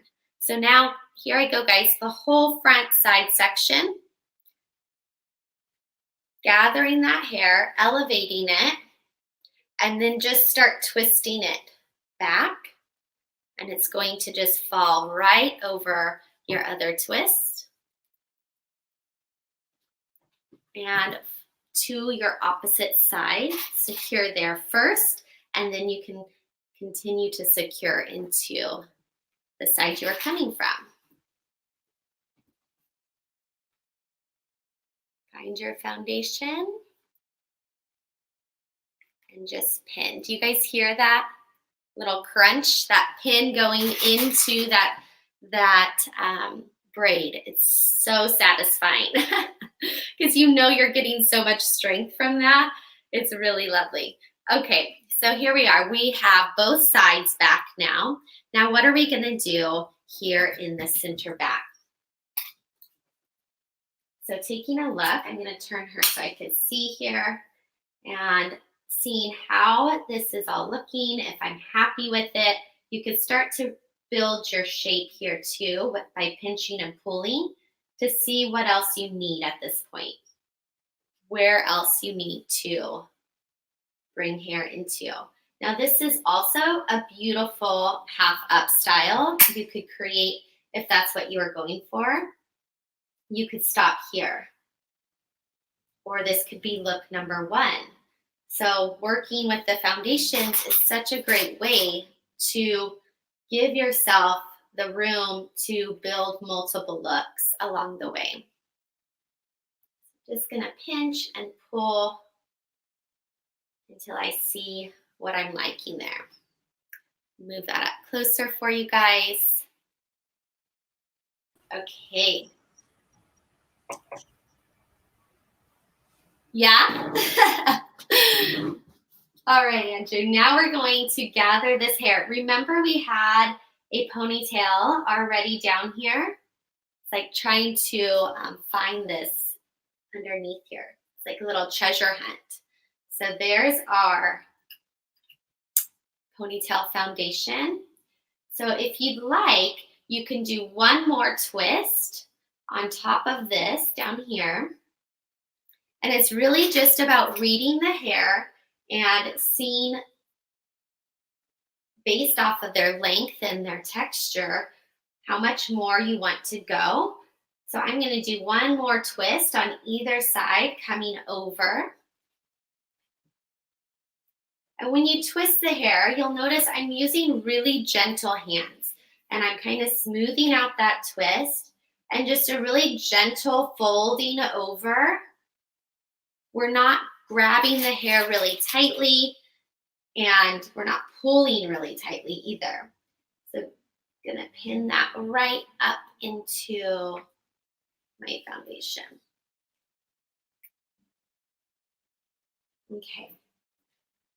So at this point, I'd say we're ready to do the chignon. I'm gonna do one more pin right there. Now remember those two braids came together in the middle. So now your braids, your vertical braids, are now coming to a horizontal at the nape. So this is going to give us a great anchor as well as the ponytail to secure this very loose, soft chignon right into that ponytail. So I'm going to just polish these ends out just a little bit by holding it at the base and just brushing through. And then we're just gonna read the hair. It looks like it would like to go this way. So I'm just going to gently twist upon itself. And just with my hands, I'm going to place that there. Now where my fingers are is where I'm going to wanna place the pins. So let me scoot a little closer and try to do this backwards for you guys. So I'm gonna hold and I'm going to go straight in and then down. You could feel that just lock right in. This is going to save you so many bobby pins and that horrible feeling that I'm sure if you do Upstyles at some point in your career, you've experienced that feeling of watching your work fall apart. How many of you have been at the wedding of the bride? It's like a hairstylist's worst nightmare. You're at the wedding and you just did her beautiful hair, and they're usually someone very close to you if you're invited to the wedding, and then you just start to see it fall apart. It is the worst. So working with these foundations is going to eliminate a lot of that stress. Let's see here. Pull her back, step away from your work. Okay, so I'm not happy with how that looks. I'm just going to redo this bun here. So just take those out and I'm going to, there's one more pin in there. I'm just gonna try that one more time. So I'm going to gather this hair and I'm gonna twist and twist and start to pin where my fingers are holding. So what do you think so far? What ahas has anyone had through yesterday's class or today's class on foundations? Anything that you feel like you can use next time you're doing your Upstyles? Write it in the chat, please. I would love your feedback. This would have helped me a ton. And I think I told you this story before, but there was one time we were out in Pennsylvania for a wedding, and my sister-in-law asked me to do an Upstyle for her, which you know how much I love Upstyles. And she's got really thick hair and a lot of it. And so I kept struggling with trying to get the hair to stay up. And man, these anchors would have helped so much. And then I also wouldn't have had the torture of sitting behind her, you know, at the wedding and watching it just go. That is the worst, Andrew. You know it. That's such, I mean, I think everyone's had that experience. And so, yeah, I'm just so happy to be able to share these anchors with you. So now that we have this style, there we are, the full view. Now you could go in and you could really start to blouse this out, and you can make it as soft as you want because you have that strength built in there. So I know a lot of things are really loose and relaxed right now, but it's so important that we build strength in that so that when she's dancing on the dance floor, her style is not falling out. So I always do the shake after to make sure. Yeah, I guess it's better if it falls out at the salon, right? Yeah, so this is obviously very secure. That's okay. Those soft ones. And you can pull out that hairline and create that really soft, romantic look for her. Beautiful.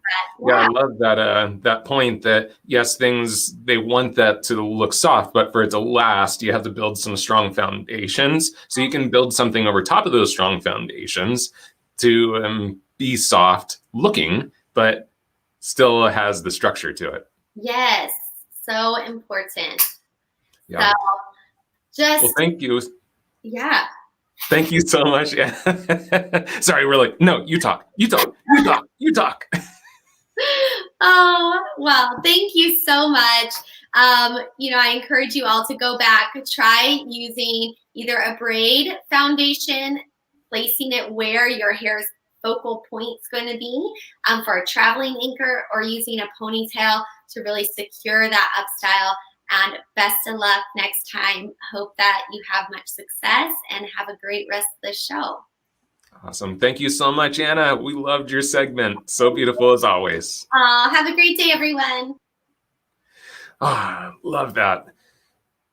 Like I said, I'm not an Upstyle guy, but she always does it in a way that just totally makes me want to play with some upstyling. So on with Embellishing Your Style, we're bringing to you straight from Canada, our friend Cindy DUPLANTIS. She's based in Toronto. She's gone from behind the chair to now being an international Redken artist, celebrity stylist. She's worked with Meghan Markle, Nikki Taylor, Misty Copeland, and Cindy has led Toronto Fashion Week, taught at Redken Symposium, and now owns her own accessory line called DUPLANTIS Hair Official. So in the chat, please welcome our good friend and Zambia ambassador, Cindy DUPLANTIS.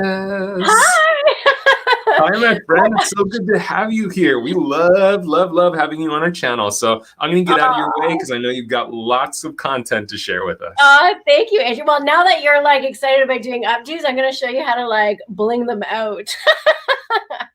You can never go wrong with a lot of bling, right?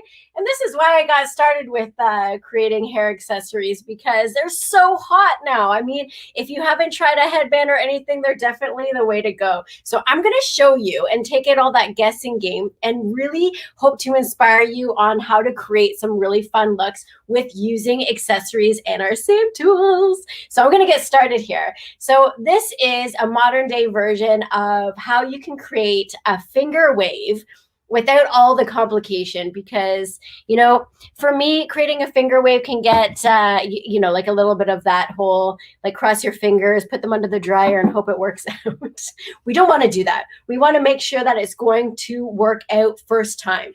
So what I've done is I want to create that movement along her hairline into a back chignon. So if you don't have your phones ready or your cameras ready to go, guys, if you notice, I have a lot of girls behind me and we are going to zip through looks super fast. So make sure to have them ready to go so you can take some pictures for reminders or videotape what's going on right now. So what I'm going to do is I want to already create a little bit of a movement in her hair. I love using my Sanvia 1-inch just to go in, and what I would do is just wrap that around the actual barrel itself just to give it a little bit of a bend. So if her hair is super fine, I'm not just kind of trying to feed some hair through. And this is going to make sense in one quick second, as you're going to see. Now, I didn't do the bend. I'm going to show you how you can feed this through. But this is honestly, all right, so let's just get this ready to rock. One of my favorite things to do here. All right. We're going to take my Sanvia Sleeker, and I totally got the midnight blue. Guys, gorgeous. I love it. It's this matte blue. It's amazing. So now I'm just going to slide my flat iron in just underneath this section. And if you notice, I've created a really nice deep side part on a triangle, and this is the only thing that I'm going to give a wave to. So we're keeping it super simple without losing that effect. So I've gone in and I'm just taking that section. Now, like I said, if the person has super straight hair, then you can go ahead with your curling iron. I used a 1-inch, or you can use a 1.5. Sanvia's 2-in-1 Marcel. They work really great. And now all I'm going to do is I'm gliding this flat iron along her fringe. And if you notice, because I'm flattening down a curl, it's going to automatically give me this S shape. So I'm going to go in and just tap this down. For anybody who can just kind of rock that right away, go right ahead. You can create that S shape without having to do a pre-curl for sure. But this just makes sure you can ensure this is going to work out for you to get that bend. So now I'm just going to continue this all the way down. Just curling, curling, curling, getting that S shape. So now you can see I've already created a little bit more of that really nice finger wave. And now I'm going to place this down. I'm going to make sure this bend in the front is really creased because I want you guys to be able to see it here. So once again, just tapping it through, tapping it through. What really helps too is getting a little bit of hairspray during that, so it can help to seal those pieces down. So now that I have that down and I'm ready to place, I want you to notice that I actually did something a little bit sneaky on the inside of her hair. So before I created this finger wave, I actually took out like a millimeter of a section and just pressed a little bit of our texture iron here. Just my Sanvia texture iron. And this is going to help anchor my next thing I'm going to do. And I'm just so excited because it's going to be a great little clip. So I just laid a little hairspray down just to place that hair right back down. And now I'm going to lay this. So you can see I'm using my comb just to spray, keeping it in the spot. And I'm going to go ahead and lay this down. I'm going to take my setting clips just for the time being until I can get this going. This will all make sense. So now I'm going to take this beautiful string of pearls. This is a really nice hair accessory from Duplantis Hair Official. And because I added that little bit of texture grip with the texturizer, I'm going to go in and slide that comb and it's going to grab. So now I don't have to worry about it sliding out of her hair. This is great for anybody who has that naturally slippy hair and you want to ensure that nothing is falling out. Like Anna was mentioning, there's nothing worse than you see someone's hair starting to slide out during the show or during their big day. So now that I have that in place, I'm just going to take those pearls, just pressing it along the hairline in this nice finger wave. I'm going to take a few of these little bobby pins with pearls on them, sliding them up in that bend. What's really great is once I get a couple of these bobby pins in and I'm sliding them up along this bend, I can actually manipulate the hair a little bit better. So you're not struggling, making sure that nothing's falling down here. So I'm just going to put one more in this bend. And you see, essentially, I'm creating a finger wave with using these bobby pins and these pearls just along her hair. Actually, I want to kind of move this over just a little bit more So you can see it's just along the crease line. We're really having a lot of fun with embellishing, whoops, because of the fact that hair accessories have come a long way. So you can really have a lot of fun with securing things down by adding like just some pearls. It's just so simple. Now, because that's sliding, I'm just going to secure it with a few of these bobbies right here. There we go. And now I'm going to travel. Let me see how we're doing here along the hairline.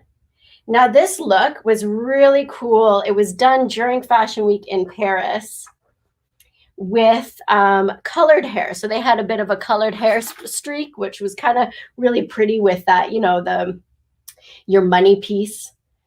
It looked gorgeous. So this way, this is kind of just something fun to be able to try to do with using just some pearls, like a string of pearls. How gorgeous. So just say your bride has an heirloom necklace that she wants to incorporate in her outfit, but she doesn't necessarily want to wear it. So how about doing something along this, just showing it along the hair. And if you see here, I'm just going along this wave and I'm helping with it by just highlighting it with that gold chain. How does that look to everybody? See, we're just going along here. Now, just say I'm looking here and I want a little bit more of a bend. I like how Anna mentioned that you just step away to make sure that your look is going along. You step away and then you can go ahead and move those pins to however you want them to be secured. So cute. So now you can like have that traveling along. Now, when you get to the back, you don't have to worry about forgetting about the back. This is a great time to go ahead and you can incorporate a few couple of those bobby pins right in here. There we go. Just to like add a little something different to the style itself. It's a really great way of just stepping up like a really simple chignon, and you can have those pearls cascading along the hairline. Now, I'm going to see if you can make sure you can see that in the lighting, how you have this really nice finger wave and it's just done with those pearls. What do you think, Andrew? I love it because the simplicity factor is awesome, but then that accent just brings it to life. Really good question too from our friend Sonia. She was asking about clients that don't have much density around the front hairline. They don't have that thickness to be able to kind of bring that hair down. Do you have any tips on what we could do with those finer haired clients to do something like that? Absolutely. I'm going to try to show you if I can right here. Great question, because we do tend to have that. I suggest to always make your parting larger. So see how in this example, you don't want to have a simple part, like a short part, because once you bring that hair forward, if she has very little hair, it's going to be very wispy. So you want to make sure to take that section right back. So you're getting more hair from the back that tends to be a little bit more denser, and you can bring that forward, especially if she has any bangs or a little baby or breakage or anything along the front. That thicker part of hair, once that comes forward, it'll help to grab all those hairs, and then you can really manipulate it along. It works perfect with, I find when you're styling and you're trying to get more density, is using more of a powder grip. So I love Redken's Powder Grip 08. It has that little bit where it adds that more density and it's not separating the hair with a wet hairspray, if that helps you out. I hope that's good. Thumbs up on that. Thank you. All right, so we're going to my next girl. Now, this one's really fun, and this one I was totally thinking Coachella. So when we get back to being able to do those fun things, I'm seeing this vibe big time. So I'm creating totally a crown in her hair with her hair. So what I've gone in and done is I've pre-sectioned her hair into these little elastics. So I've almost like created a headband parting right along, and then done the same thing in the back, create a headband parting, and split them into 4 sections here. And in those 4 sections, I just added a little elastic, and now they're just 4 ponytails. In those ponytails, I've gone in and used our texture iron. This is honestly my best. Like, it's my favorite because it adds so much. As much as we see on Instagram, people that are doing braiding and then they can get these glorious, thick, abundant braids. My hair itself is very fine, so I can't create those in here. And I find even just on mannequin heads are very fine. So I love to go in with my texture iron. Now, if any of you have ever experienced taking this out and your client gets a little uneasy about the thought of a texture iron in there, what I like to do is them in levels. So I would just take a level of her hair, go ahead and press that through. Then I would take another level, just a simple parting, and then let her natural fall down. And then go again in and take the next little layer and go through with the texture iron and keep repeating that until it's done. That way I finish off with her natural texture on top. And then when you go in and braid it, you have a little bit more of the softness put through, and then you don't see it. Majority of the time, you don't have to really worry about that, but I always like to have a little bit of that hair veil if I'm at all concerned with that. So after I've created the texture, I'm just going to go in and I'm going to braid. Now, I'm going to be creating a braid that is going under. Instead of the 3 regular French braid that we normally do, we just go over and over and over. I'm actually going to take these pieces and I'm going to go under. And the reason why I'm doing this way is I'm going to swivel these braids on her head to create a crown. And when I find the hair is braided under, it swivels better. So you don't get that, like, you know, when you move a braid and then you get that pucker and you don't know why it's happening. It's just the way that it's created and it's braided. So I'm going to go ahead and braid this all the way down.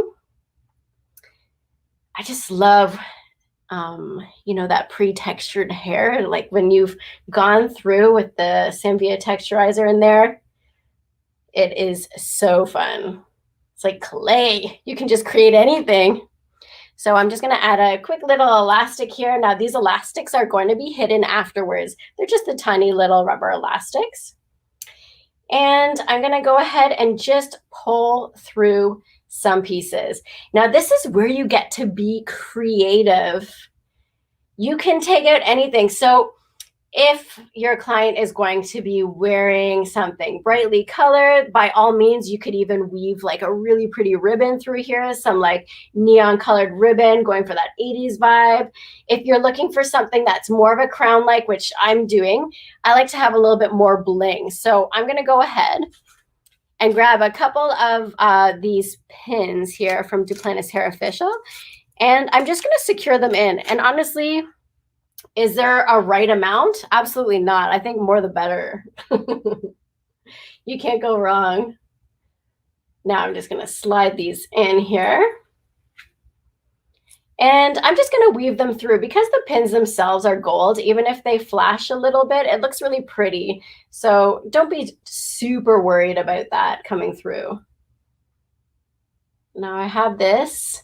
Because the texture iron has been put through the braids, it's also easier to pin anything in. So for anybody who has that naturally kind of slippy hair, this is a really easy way of being able to do that. So you know it's going to stay.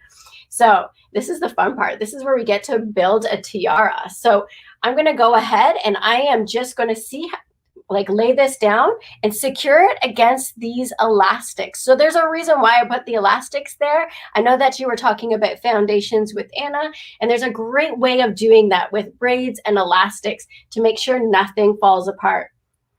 So I'm going to go ahead and secure this down to right where that elastic was.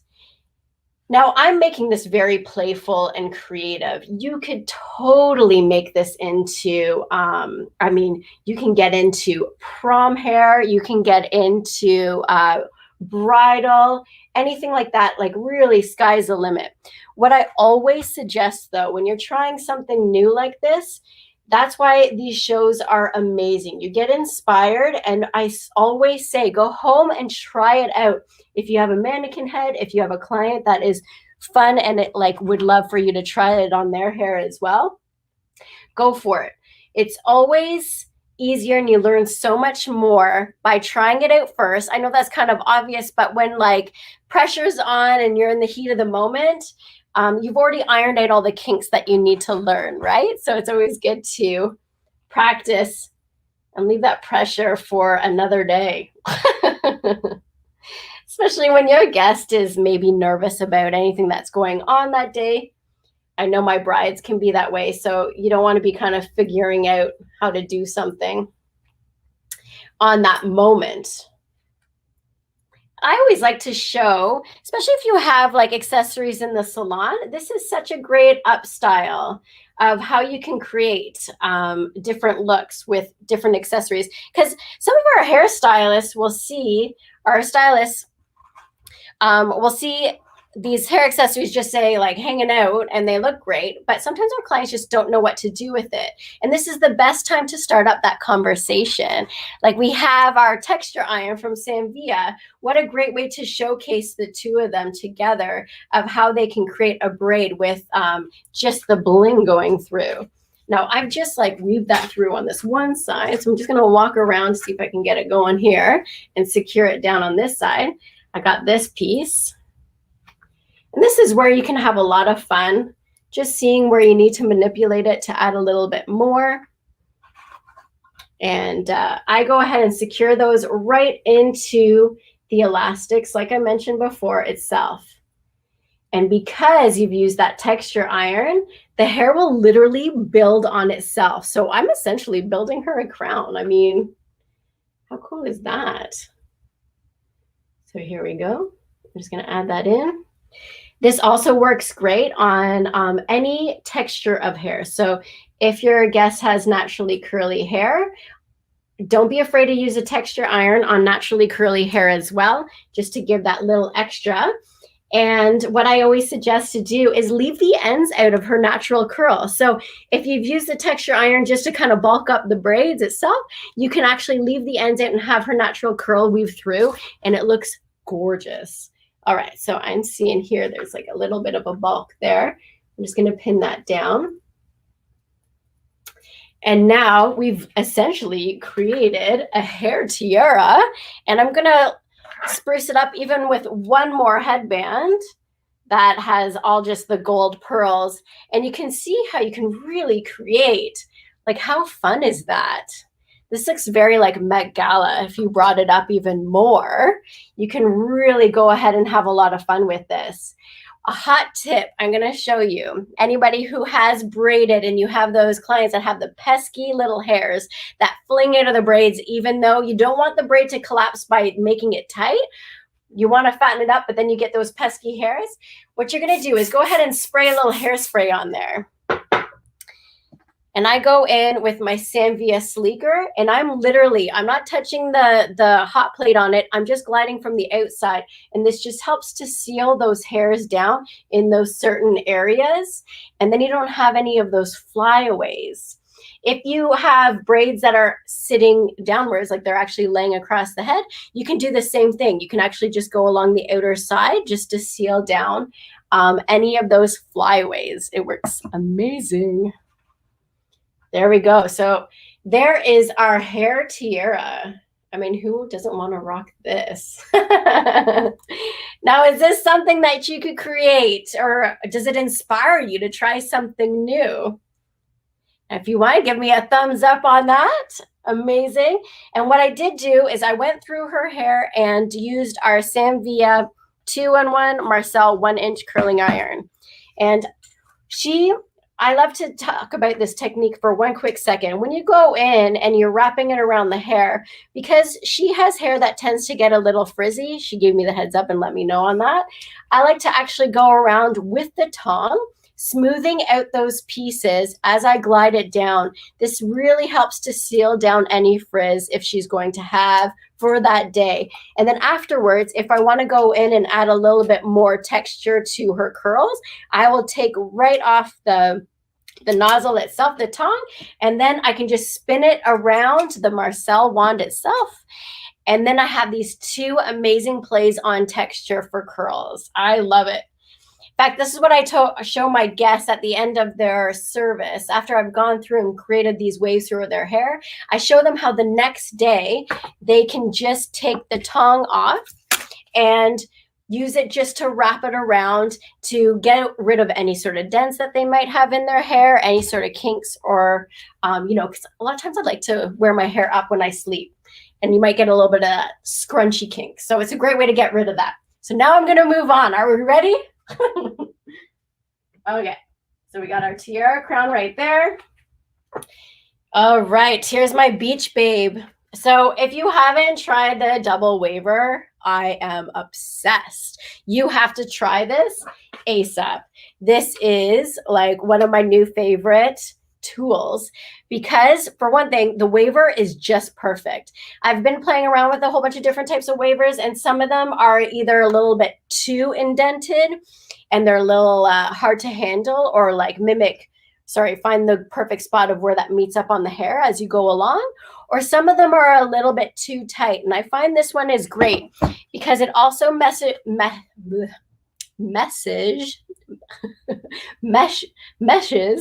I don't know why I'm getting stuck in my words, but with a 1-inch or Marcel curling iron. So she's a little tight to sit on here, so I'm gonna have to give her a little whack on the head. All right, so we got our our double waver here, and I've gone through section by section adding her waves. I wanted to give you some hot tips on this when you go through with a double waver. My biggest hot tip with this is actually making sure your elevation is staying the way that it's going to sit. If I raise up the elevation, I find when the hair drops down, the waves fall apart, like they break apart, and you don't see them as well. So if your guest is worried about it getting too big, make sure that her elevation stays low. But what else is really great about this waver is when you go in and you hit the top, you want to be able to get as much volume as possible. So you want to take that lift right off the root. So you don't want to crimp it right to the root like this. You actually want to bring it up and hold it up and away. Now let me see if I can show you this. Yes. So it's showing it up and away. That way, the first bend in the double waver is lifting it right off the root, and it's giving you more of a lift. The next hot tip I have for you with the double waver, I like to change up the textures so you have that wave and then you have more that's happening on the inside. So I wanted to keep these guys on the outside here just to kind of show you. So we all know that we can create the Sanvia double waver just going down this way. How about going this way? So I will split up my sections and do my waves going up and down. So instead of having the waver and you have it like a wave like this way, this gives us a really cool S shape. And if you remember in the beginning, I did that with our soft finger wave. This is the same idea, but it's a little bit tighter and it looks so pretty. So this is a great way to change up that texture and to have a little bit of a play in there. So you can see right here, it just has that softness around the face. I find it works a lot better around the face. Instead of having it going up, I like to make it just around there to add that softness. Now, I know we've all seen her, this really hot trend that's out right now. And I would like to thank Hailey Bieber for this one because she was my first girl that I saw do it. And I love it because I'm obsessed with creating little braids. You don't have to be a perfect braider to be able to create this, but it gives that fun little texture in your hair, to just like playful, and it's super hot for the summer. And the more, the merrier. So what I've done in her hair is I've just created a center part. I've blow dried her hair down both sides and then gone through with the double waver. Now what I'm going to do is create 2 braids on either sides. Even though I just like crimped this, it's okay that I put the wave in. I'm just going to create 2 braids. What's really important though, we want to have a little bit of texture on the ends. So if you're going on day 2, day 3, day 4 hair that hasn't been washed, you'll probably have some pretty decent texture. If you're not, this is where I'd go in with just our texturizer, and I would just tap the ends just to make sure that you have that texture in there. Now, what you're going to do is you're just going to grab your 3 little sections and you're going to start braiding. Now, remember how I did under the other braiding. This one I'm going over, just like you're creating a regular French braid. And this is the hot tip. As I'm going along her hair, I am not going through the ends and separating it. So for anybody who's used to making sure your braids are clean, this will probably drive you a little bit crazy. But this is such a fun little thing to be able to show your guests in the salon to do.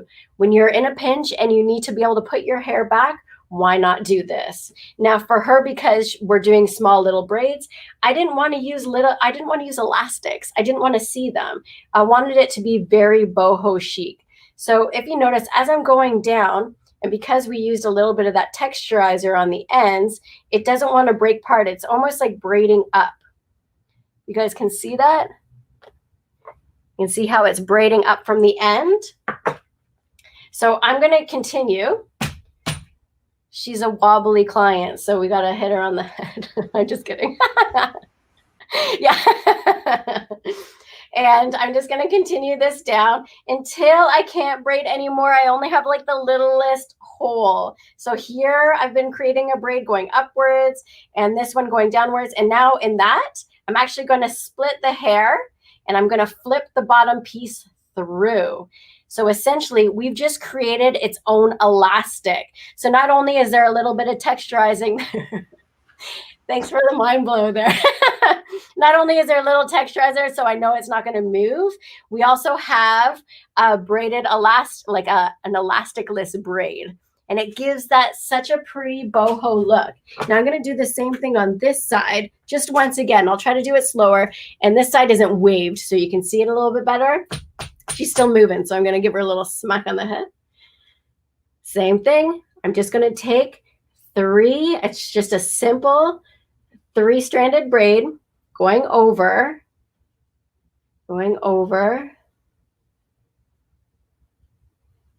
Now, if you noticed, I forgot to add a little bit of the texturizing on the bottom, so don't worry. I can actually go in and tap it now. There we go. I'm going to hold her head here and I'm just going to go down and I'm braiding, not breaking apart the bottom at all. Braiding.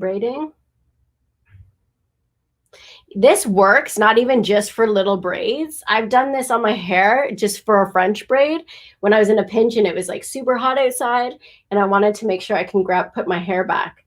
Works great on textured hair. Amazing. Okay, so I've gone all the way. And now I'm left. You can see here. I'm just going to see if you can. There you go. Just that little bit left that I can't go all the way down because I have these braids and that, the knotting that was happening on the bottom. And now I'm just going to take that bottom bit. I'm going to loop it through the hole, pull it down. So I'm like locking it into place. And same thing. Now she has a braid there. So cool. It's so funny because that stuff happens and it's so frustrating because you keep reaching down and you're like, oh man, stop tangling down here. And so when you started to do it, I'm like, is she not noticing that it's getting all tangled at the bottom? Why isn't she brushing it out? And because you're actually doing it on purpose. How cool. Exactly. Wow, all about making so much great content. Yeah. Awesome. So we went from beautiful princess kind of style hair to boho chic, all in one little 30-minute class. Whoops. That's letting me know that my time is up. There we go. I can't get it to stop. But anyways, this is perfect because, it's like when you're in that pinch and you don't have an elastic, you can't find one on the wrist. And it's always something really fun to show other people in the salon as well. Absolutely. Well, thank you so very much for your time today. You definitely delivered a lot of content in that quick 30 minutes. Go give Cindy a follow. And of course, you'll see her here on the Cindy YouTube and Facebook channels soon. Thanks, Cindy. Bye. Thanks, Andrew. Awesome. And of course, the education continues. And I bet you guys have heard of a thing called a silk press. Well, you're about to see our friend Al Alexander take it to a whole different dimension. Al's based in Chicago. He's a Sambia ambassador, a Mizani artist, and salon owner of Embellish Salon. He grew up in the industry. He's got family members who are also stylists and owners. He's a texpert, and he's passionate about bringing out the natural beauty of all different wave patterns. So please, y'all, in the chats, welcome our good friend and Sambia ambassador, Al Campbell. Al, I think you're on mute. That is the statement of 2020, right? Is you're on mute. I know, it's like everybody says that to me. How are you, Andrew? Thank you so much. I'm just excited to see what you're going to do, my friend. I'm excited too. That was an amazing introduction, by the way. I don't think I could ever talk about myself that way. So thank you so much. I'm ready to dive in. Who's ready? So I know it's a lot of hype going around about the silk press right now. It's one of my favorite things to do. I just have a really quick question to the audience out there. Who knows that the silk press is literally like the #1 service in the textured hair salon right now? I'll just wait for a few answers to come in, and I'll throw in some other information too. About more than half of the world has textured hair right now. And so with that being said, they do come into the salon on a quite frequent basis to have their hair straightened. Clients don't really feel that comfortable when they have crazy texture or, a lot of texture, or, a lot of curls or a lot of coils. Heat damage has been a huge thing that's been happening. So they still rely on the professional for that service super consistently. I do it almost every day, about 4 to 5 times a day, and it never gets old to me. So I just want to share some quick tips and tricks with you all today. I feel like leaving with me today, you'll definitely feel much more comfortable confronting textured hair and knowing what a silk press is, how to convey it to your audience, and also how to teach it to your fellow stylists. All right, so let's dive right in. So here we have Amber. She's going to be helping us out today. She's gorgeous. I use, of course, Mizani products. As Andrew stated before, I am a Mizani artist, the #1 texture house. So we're going to be prepping and styling with Mizani products. However, as you all know, I am a Sambia ambassador as well, and we're going to be using all Sambia tools today. That's right, all Sambia tools. I feel like Sam has really created a way for me to feel comfortable from a professional standpoint, to be able to commit to this service and have trusty tools that I can rely on, that my clients will love, and also that makes it super easy for me to teach as an educator. Now, so starting out, I just want to kind of go into prep a little bit. So speaking about prep, you always want to make sure that your client is 100% detangled. So how do we go from this to this? Let's start at step 1. We go in with a little bit of our Mizani's 25 Miracle Milk, and this is going to be our prep and detangler. I say this because textured hair tends to really love its friends, right? So the curls wrap around each other, they want to stick together. So in order for us to make sure we properly, detangle and we don't cause a lot of mechanical damage, we want to give that hair slip. So the Miracle Milk is definitely what's going to give us some slip, guys. So it's going to start to add that moisture base into the hair strand that's going to release those ends from each other and give us the ability to detangle properly, not hurting our client and also being extremely delicate with her curls, right? So now we've got her all detangled and sectioned off. We're going to go back to the shampoo bowl and we're going to prep her with Mizani's ThermoSmooth shampoo and conditioner.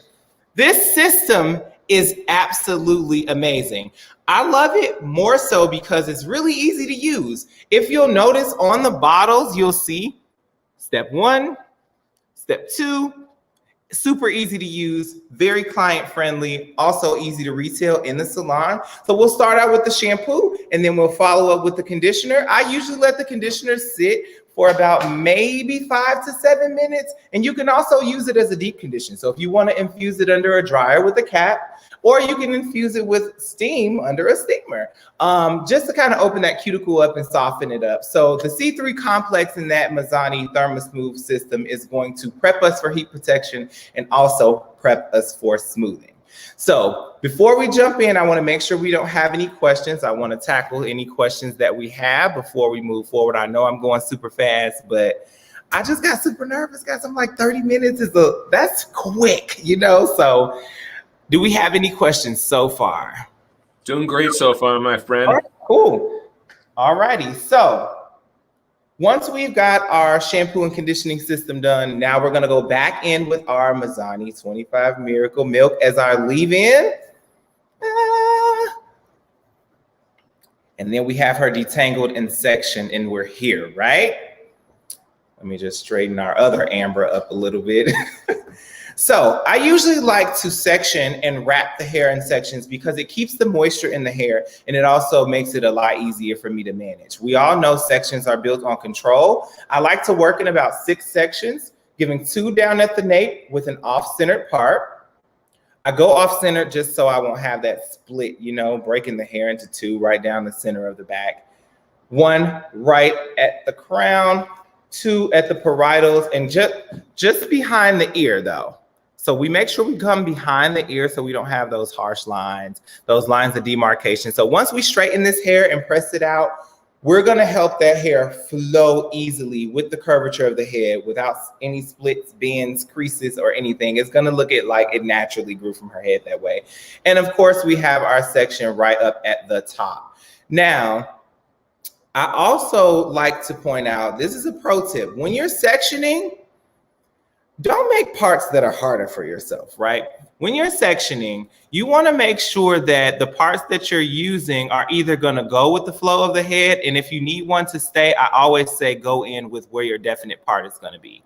And so if we go back to our amber that is finished, we know that we were going to do like an off-centered side part like right over here, so I decided to go ahead and make that part for me before I start the blow dry process, just to make things a lot easier.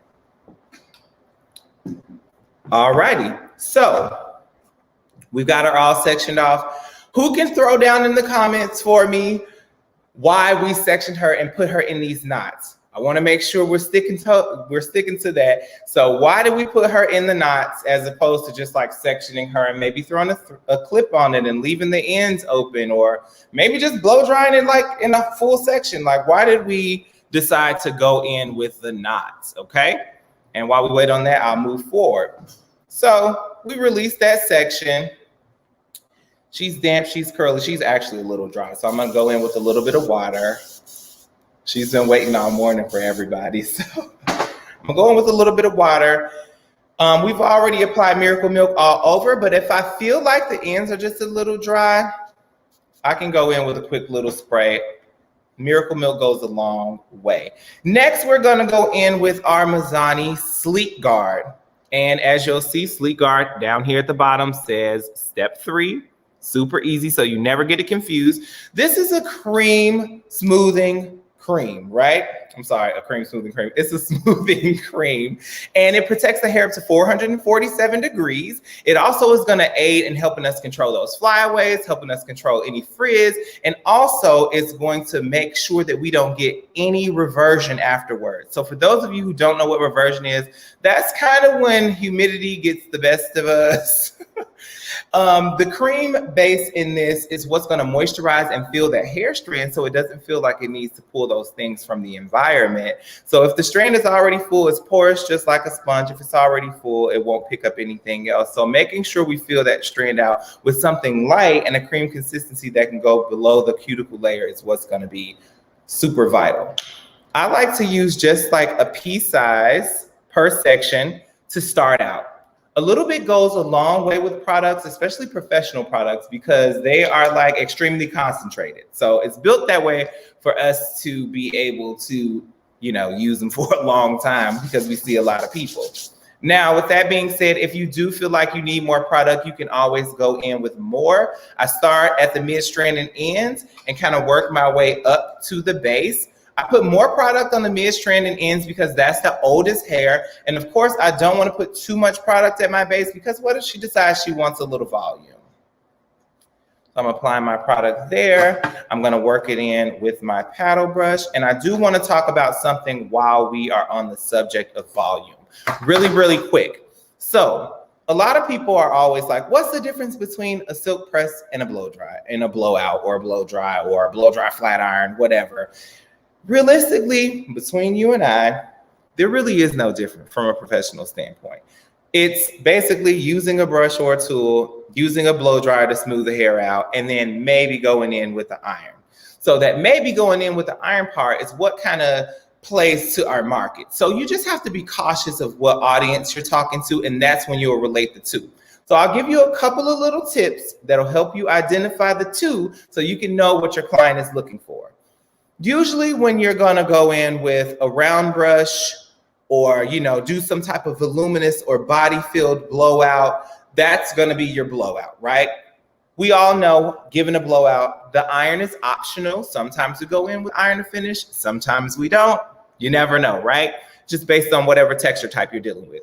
Now, when it comes down to a silk press, we're still using a brush and a blow dryer, but 9 times out of 10, you're either gonna use your Zambia Denman brush, your 9-row, or you're going to use a paddle brush. And that's what I'm gonna be using today, a paddle brush. Just because usually clients are looking for something sleek, something a little bit flatter. They still want movement and maybe a little lift like around the fringe, but they're usually looking for something smoother, straighter, not as much body. So that's kind of a tip of how I know what my clients are looking for when we go into blowout versus silk press, right? Okay, so we've got our product saturated, fully saturated throughout the hair. Leaving that moisture in the hair is also going to help us penetrate that product in, and it's going to help for easy distribution. So one quick thing about the blow dry is, I know a lot of people just usually go in and they just start blow drying. But when you're dealing with texture, you know, it's curly hair, so the point is to stretch it out, right? So how do we stretch it? With tension. Not crazy tension where it's painful for our clients, because textured hair guests do complain about pain a lot because people think they have to be rough with textured hair, but you should definitely be more delicate.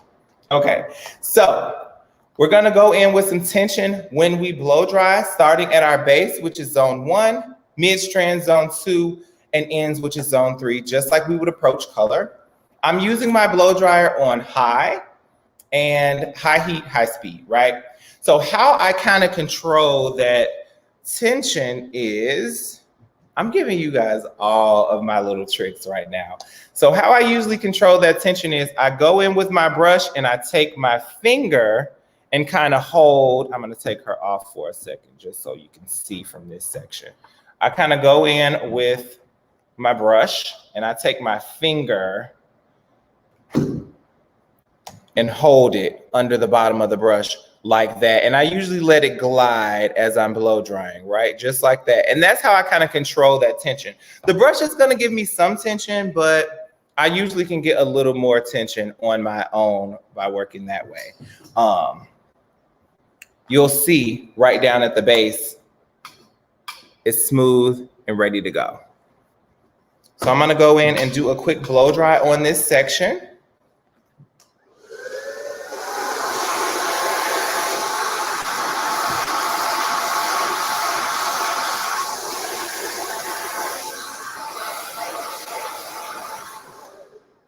Quick thing, as you'll notice, while I'm blow drying, while I'm at the base, I'm only tapping. I like to call it the tap in dance. Like I'm doing like a little tap, and that's because I don't want to make my client uncomfortable. Andrew, it's hilarious. I don't want to make my client uncomfortable by burning her scalp. And we all know that we're using high heat and we're using a lot of tension to try to control that base. So we definitely don't want to keep that heat too direct and burn her. So just give it a little tap down at the base and you'll work your way around all sections and then move mid-strand to end.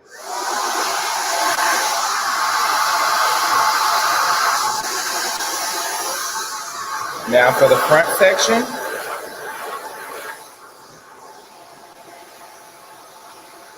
The back section. We're going under.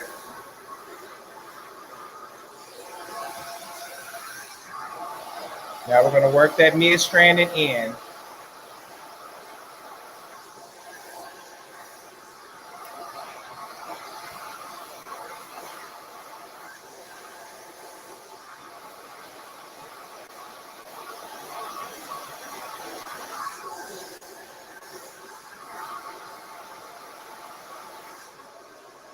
Alrighty. So we've got our base and mid strand pretty much straight, but our ends are just still kind of like frizzy. And now I've run out of space and I can't get that tension with my thumb anymore because of course there's no hair left at the ends. So what we're gonna do is flip that brush upside down and then go in and smooth from the underside to get those ends laid out.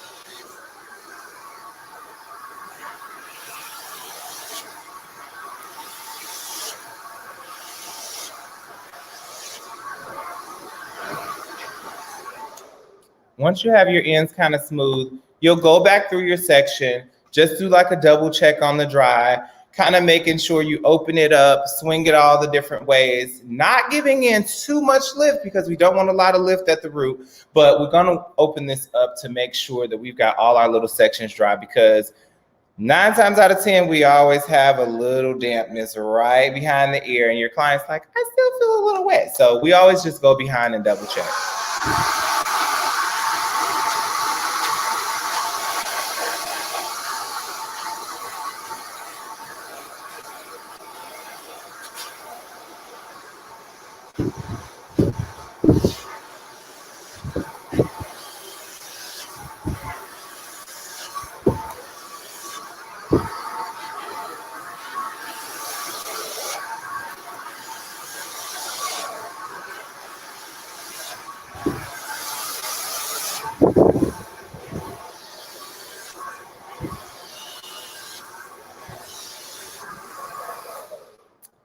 Alrighty, so we are good and smooth in this section. I just want to give you a couple of tips on the dryer that I'm using. So I'm using the Samvia Artist Series dryer. I absolutely love this because it's made silk pressing a lot easier for me in the salon. And one thing that I will point out about the dryer is the concentrator and nozzle size. So as you'll see, this is the slimmer one. So it comes with 2 end caps, which is our nozzle or our concentrator, and one is looser so you can get more of a power dry, and this one is a lot sleeker. So this one is super important when it comes to a silk press because you really get to concentrate and force that heat and you get better smoothing because it's a little bit more direct, right? So that direct heat is going to really help collapse that cuticle, really help seal in our products, and it's definitely gonna give us the control we need down at the base so we can have smoothing all the way from the root to the end. So shout out to Sam because this dryer has like changed my silk press game phenomenally. All right, so let's go in with our smoothing really quick. I'm going to be using my Samvia tail comb, and I love this comb because it has great parting options. I can really get control, and because usually when you do a silk press, you're gonna be like taking very small sections. So we're working at about 1-inch sections, maybe like 1/2-inch sections. So I really get some control when it comes to parting, and I can really slide through and wiggle my way around and do what I need to do, right? And I have 2 parting options because the gap at the front also gives me great parting if I wanted to go this way. Another thing I'll point out about this comb that I absolutely love is how fine the teeth are. And you'll know when you're doing a silk press, you really do need fine teeth, and hold on to that and I'll tell you why. Also, this comb is heat resistant, so I don't have to worry about it melting against my client's hair, right? And of course, I'm going in with my Samvia Sleeker iron. I love this iron more specifically because of the setting options. So when you're dealing with textured hair, remember we talked a little bit earlier about how clients are like always nervous, like with heat protection and making sure that, oh my gosh, I don't want heat damage. I really want my curls to come back. The setting on this iron makes it really easy to know how to do that. So with just having the low, color treated, and high option, you'll see it down here at the bottom where you turn the dial. It really makes it a lot easier. So I don't have to get confused about knowing what temperature it is. I can really go based on the texture type of what's sitting in front of me. with those 3 easy settings. Now, I'm gonna go in, let me grab a section and clip really quick. And I am going to start with like a 1-inch section. Okay.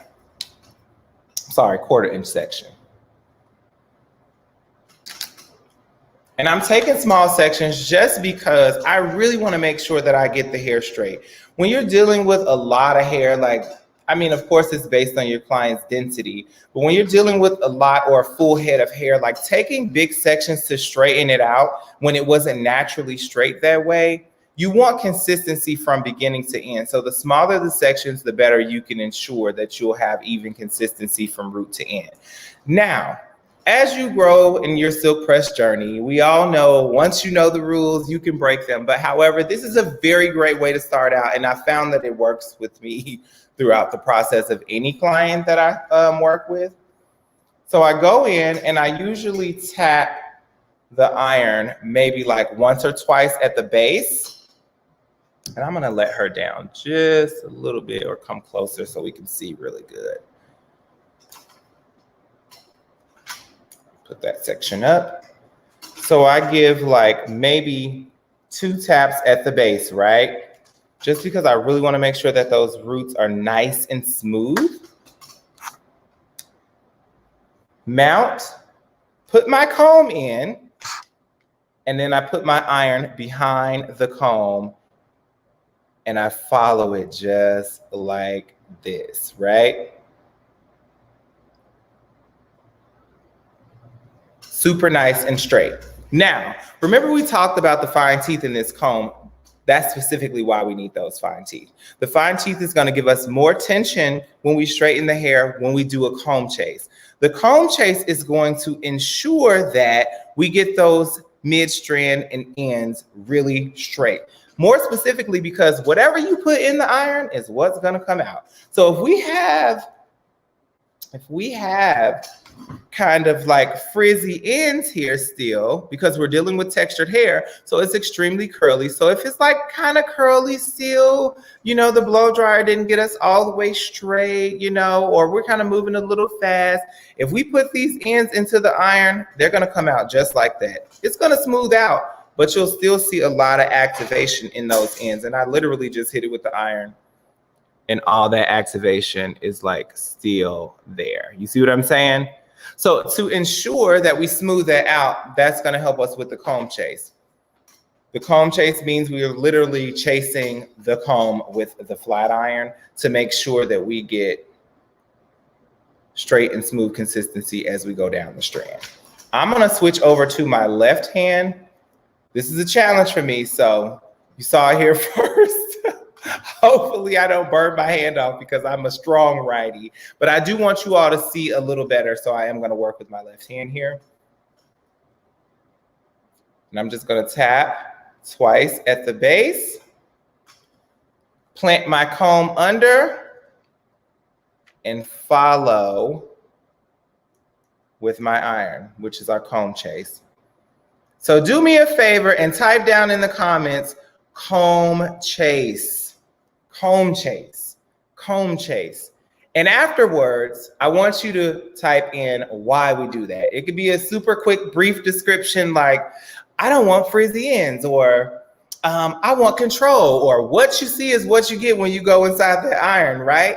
So type in comb chase and give your reason of what you just picked up as to why we do that. And I'm just gonna continue to work through this section. I know we're getting low on time. So if we have any questions, I'll take a few now, Andrew. Yes, sir. Hey, so when you do something like this, how long does it last for the client? Oh, good question. So it typically lasts up to about 2 weeks. I would say wow. Most of the time, textured guests usually don't shampoo their hair for about 10 to 14 days. Mm-hmm. Now, given if they like work out or something like that, they usually may shampoo like at the 7-day mark. So anywhere from a week to 2 weeks. Cool. Very nice. And I love what you said, that comb chase. And that's so key what you said too, the what you see is what you get factor. Because a lot of times we do see people just kind of grab a hold of the chunk of hair, put an iron on it, and then they wonder why the hair's not smooth. So chasing with that fine teeth of the comb is so key to this. Very good. As well as those small sections, Andrew. We want to make sure we work with small sections because when we pick up those big chunks of hair, that's how we get creases from the iron. That's how we get inconsistent like smoothing, because the iron can only heat up so much hair. So if we have a huge section, it's heating up the outside and not really ensuring that the inside is smooth. So you're bound to drown if you want to play around with trying to keep the hair, you know, from reverting or frizzing. For sure. And were you using high heat and high airflow when you started the blow dry? Yes, yes, yes. High heat, high airflow the entire time. Awesome. Very good. All right. Sorry, I was just looking back through our questions real quick here to make sure we hit those. Perfect. I think we hit most of them, my friend. All righty. So I'll throw in a really quick tip really quick before we end off as I'm finishing up this section, which would be the last step of the ThermoSmooth system, which is going to be step 4. And that is going to be our Shine Extend Spritz Spray. Now, it doesn't have any hold. It's just for shine and more so for humidity resistance, right? So we've done all this work. You know, we took all these small sections, took all this time doing this phenomenal blow dry and all this iron work, and our client walks right out the door and she's like right back into a fro. She's not going to be very happy with that. So we want to make sure we seal in all of that work, and we're going to go in with our Shine Extend. So it looks like this, and as you'll see on the bottom, it says step 4. And you literally would just mist a light mist over your section once you finish, or you can wait until you're done and give a couple of mists all over the entire head, and then you kind of just like comb it through and work it through as you style. So knowing that you have that trust and humidity resistance is what gives that ability for it to last. So thinking of style longevity, you definitely want to have something that's going to seal in, like almost like a little raincoat over the hair to protect it from humidity. I love how you put things, my friend. And then after you've worked through all 6 of those sections, you end up here super sleek. You want to have nice movement. You want it to be light. You want it to be airy. And you definitely want it to last. So making sure that you start with proper detangling at the bowl, making sure that you really instill some good moisture into the hair, and also being very technical in your tool choice when you execute is what's going to save you a lot of time and save your clients a lot of money. Before I go, a couple of quick things. Make sure you continue to join in. We have so much more education. Check out our 40% off. That is super exciting for me. I'm like diving in, like, what am I going to buy next? And just a quick tip, I did use my 7-inch dry cutting shear to cut Amber's hair. So if you're looking for a good dry cutting shear, boom, you got it. Oh, thank you so much, man. That was such a great introduction into how to create that silk press. And you're right, it still looks airy and soft and has movement, doesn't look rigid. So beautiful techniques, beautiful tips for the audience. Thank you so much for offering us this little chunk of awesome education. Thank you so much, Andrew. I hope you all are enjoying the education so far. And it was so nice meeting everybody. Thanks so much for having me. See ya. Ah, so good, so good. And as we keep saying, it continues with our good friend and Zambia ambassador, Manda ZIEGELMAN. Manda's been licensed for almost 2 decades. Manda is a leading hairdresser in the Pacific Northwest. They have curated a specific skill set for edgy and unconventional hair, which you're going to get a big taste of today. Working backstage at major hair trade shows and fashion weeks, Manda is sure to boost your passion with their contagious energy and their inclusive approach. So please, in the chat, welcome our good friend, Manda ZIEGELMAN. Hey, Andrew, how are you doing? You're crushing I'm good, it. Rockstar. What's up? Hanging out in my living room, trying to channel the spirit of ISSE. I was there last year in the flesh, and I'm feeling it. All this education has been filling me up. I feel so inspired, and I'm stoked to share some rock and roll hair with everyone. Can't believe it. Hey, everyone. So check it out. Today, we're going to be doing a rock and roll shag. I actually styled her right before this class, and we're going to detail her out and finish it out. But I wanted you to check out the finish of it just air dried, no tools, just cut, razor cut, and air dried. So this is reassurance for those guests that are like not sure about the shag, if it's going to work for them, if it's going to be easy, if it's going to be difficult. Yeah, this is a wash and wear style. So this is what we're going for. We're going to get right into it. I have her pre-sectioned off, good to go. I want to make this simple for everyone. So check it out. This is the sectioning of layers. We have this, this is the sectioning for the whole haircut. And it's also the order in which we're going to cut. So first, fringe, then we're going to do the face layers, and then we're going to do the layers, and then we're going to hit the length. So go ahead and take a picture of the sectioning if you want. There we are. Thank you, Pivot Point Mannequins, the absolute best mannequins in the whole industry. Y'all, give it up for Pivot Point. They are so like leading the way in the industry. You know, they're SA 8000 certified, which ensures a commitment to human rights and industry standards and also fair labor, ethical practices. I could go on and on, but we're all about that. So huge shout out to Pivot Point for hooking us up with these amazing, amazing dolls to work with. Best tools in the industry. So check it out, y'all. Fringe. It is the statement. You can tell so much about a person by the way they wear their fringe, especially when it comes to shags and rock and rollers. This is so custom. There are so many ways to go. Today we're going to be using the Sam Via swivel razor. Check out that swivel. 360 degrees, baby. You can get in, left, right, up and down, side to side, everywhere you need to go. First section, we're going to determine, this is going to be the shortest bit of the whole haircut. Let's comb down and establish where we want that fringe to start. We're going right in the middle, holding lots of tension, holding our blade vertical, straight up and down, and we're just going to etch down. Check it out. Oh, I love the sound of the razor in the morning. Goodbye. So fringe, we're starting in the middle. This is going to be our shortest length right here. And we're just going to freehand etch out using your visualization and your artistry as your visual guide. So shortest piece, and we're going to cascade out, kind of creating a crescent fringe in a way. You'll see what I mean in a bit. So combing down with the fine teeth of our cutting comb. Ooh, now I dropped it on the floor, and a pile of records I was going to show you for inspiration too, but you know what? That's okay.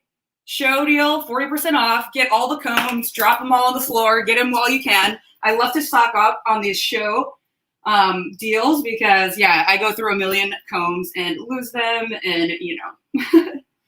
So again, chewing and carving away. We're working in the fringe here.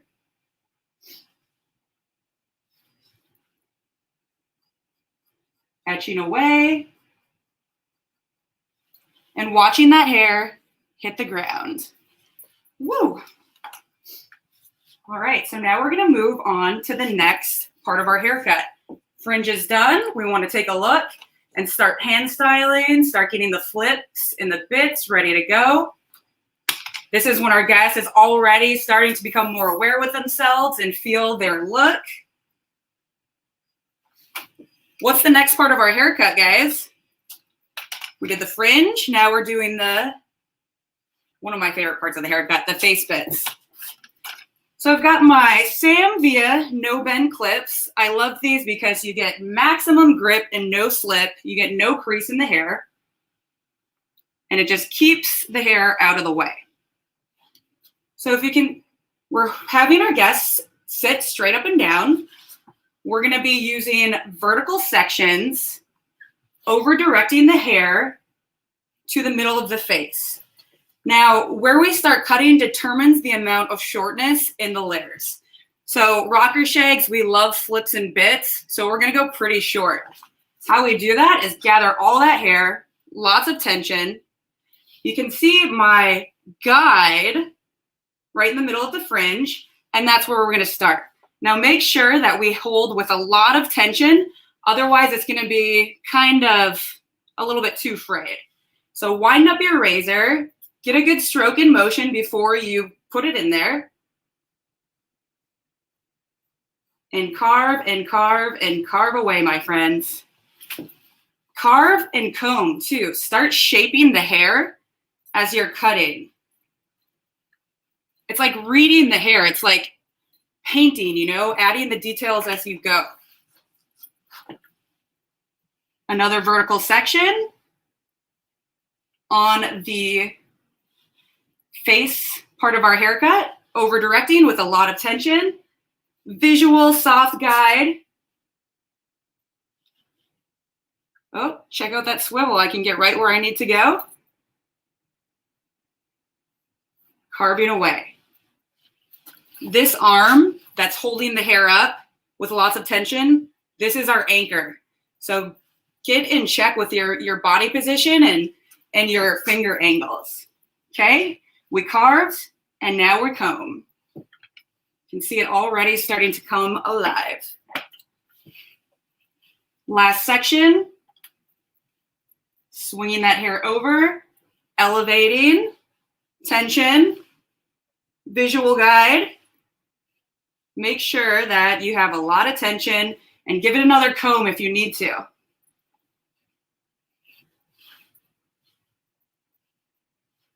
Razor, slide right in. And notice my strokes here, etching away, creating that chewiness that we so want. We carved, and now we comb. Check her out. This is my guest, Jackie. She's a tattoo artist. She's my tattoo artist in Seattle, and we've been doing this rock of shag for years. She can style it really cute or wash and wear, get up and go. And it is always all good. We're gonna go to our next face section. Now, if I was behind the chair, I'm sitting in front of my guest, or I'm standing in front of my guest and looking them directly in the eye when I'm cutting to get that perfect body position every time. So we're going to vertical section, swing it on over. How y'all doing out there? I figured out how to do the comment thing, I think. Nice. We do have a great question from, I think it's Red73. Are you doing a scooping motion or more of a straight out cutting motion? Check it out. It's a little bit of a scoop, a soft scoop, almost like you're carving a petal. Nice. And that's what creates that really nice C curvatures that just flip and flick so well. So face bits, here we go. Elevating straight out, over directing towards the middle of the nose, a loose guide, lots of tension, and a soft curved stroke. Make sure you hold your tension. Okay, last section. Scooping up all that hair to the middle and wind it up, guys. Everyone do this with me. Get that motion. Razors are such an emotional tool, right? Yeah, Andrew. All right. Carve, carve, carve. And throw it on the floor. Okay, we carve and we comb. Start sculpting, start seeing the personality to this cut. Because the second it starts to dry, it's starting to set. So make sure when it's wet, you're giving it a little bit of some crinkle, I call it. Great question from Gloria. So these sections are just connected, but connected visually. How would we answer that, Andrew? I would kind of go with that description because you're not necessarily making a perfect connection point between the pieces, but they definitely have a flow visually. So I'd go with that. Thank you. Give it up for Andrew Carruthers, like the master. I'm like an artsy weird kid that tries really hard for this technical stuff, but it's such an authentic artistry. It's hard for me to give those technical cues. I'm really working on it. Thank you, Andrew, for having my back. As you see, we've moved on to the back, and same thing. I'm just extending that all the way forward and just softly gathering the hair and cutting. And notice there's not a whole lot. This is where we want to keep our length. So just vertical sections, going forward and out cutting. Sometimes in the back, there's not even going to be anything to cut. Nope. So there we have it. We've done our fringe, our face, some of our layers, and now we're going to do the most dramatic part of the cut, the shorter Larry bits. Manda, what did you prep the hair with as far as product? Thank you for that. So I just used the cleansing conditioner. Rock and roll hair, shags work best when it's gritty and dirty and has a little bit of texture. So a good old cleansing conditioner. I'm sure we all have our favorites out there. And just a little bit of good old-fashioned H2O mixed with a little bit of some set spray or cutting lotion, whatever have you. I like 99% water and then just a little touch of whatever your favorite potion is. And there you have it. So if you notice, this is a crucial part of the cut after we've determined our length that we want, because a lot of times people want to keep their taily bits and we don't want to cut in too short. So make sure you put a clip on it before we cut into the short layers. That's going to be our insurance package, you know? So we don't cut the lengths, the security blanket. I know I love my tails. So clip them out of the way. Also, as we just said, like when the hair starts to dry, it's starting to set. So absolutely get your favorite sea salt. I love a good jelly, Himalayan pink salt, rub it in my hands like lotion. And actually before you clip, work a little bit of your texture activating product right in the hair. So we can see before our eyes, it transform and style itself essentially. So I got my sea salt, whatever you like, whatever your flavor is, and then put the clip on it. That's our security blanket. Okay, you ready to get into the drama? I am. Type drama in the chat if you're for it. You're ready to see some layers being cut. Oh yeah. All right, so this is a rocker shag, you know, like shags are so popular right now, right? Let's think back to the 70s when Jane Fonda cut off all of her bombshell locks and it totally woke up the industry. And then shags became super popular with, you know, artists and musicians like Rod Stewart and Tina Turner, David Bowie, Dolly Parton, you know, so many more. Fast forward to now, I mean, shullets, shags, mullets are so trendy right now.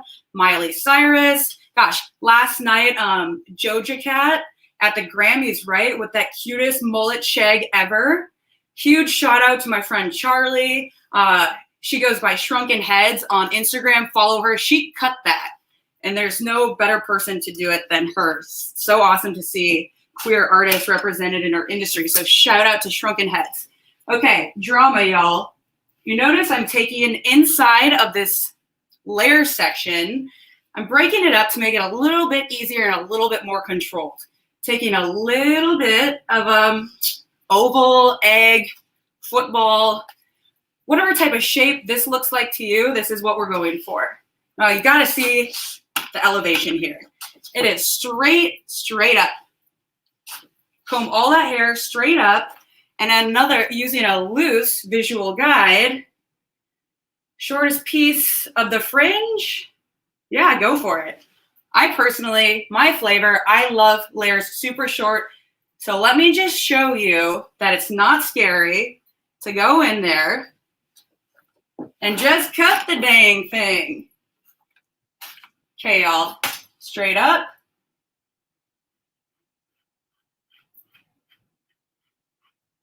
Lots of tension. If you need to break it up, if you have small fingers, you can break it up into 2 sections. What I really want us to focus on is tension here. Tension in this lock and loaded arm. Keep it straight, keep it elevated, keep it from wiggling around and moving, get a good grip, and then carve away. Amanda, can I jump in with a couple questions? Oh yeah. This is looking awesome. What about curly hair? How do these work with curlier and fabrics? Yeah, awesome. Great question. With curly hair, you know, like sometimes you just want to read the fabric. I might work with a different tool. My favorite lately for working with super curly hair, sometimes instead of a razor, I'll use my Sam Villa Artist Series slide cutting shear. And I love the thick blades to help slide softly. And also, yeah, you know, I'm going to get into this in a sec here, but it's perfect for those bits and tails and just to slide out to give that razor look if you're not quite comfortable with the razor yet. So let's go work with the rest of the layer section. We remember we have a little bit of an egg or whatever shape we want, oval. I'm going to follow that and direct this hair to the middle where we cut,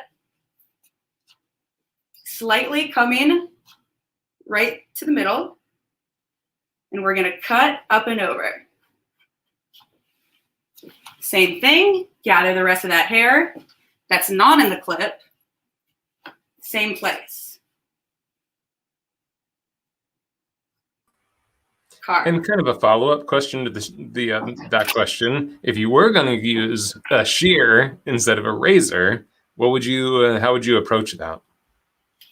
I would approach everything exactly the same, except just switch my tool and instead of point cutting, because that might be our immediate response, I'm going to outcut the whole thing. And also with curly, thick hair, I feel like oftentimes there's a big sheet of hair. So we might go in the interior and do more interior layers and more outcutting to remove that bulk to create that beautiful shape that we're going, that rocker shag. So moving on over to the next side, razoring straight out.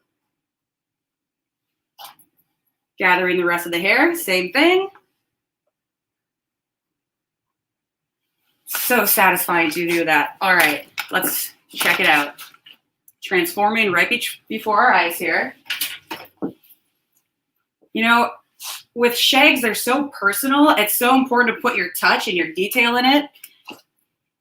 Like, get in there and use your hands. That's our best tool. Well, yes, there's a structure and a foundation, and I spent years trying to learn this technical stuff. Shags, you know, it's like rock and roll. It's an attitude. It's a spirit. It's an energy. You know, it is way more Saturday night than Sunday morning. So just get in there and show it some love. Okay, so this is it. This was those basic sections. Fringe, face, layers, and length. What I like to show is how it's so airy and lightweight. It dances, and it's so custom.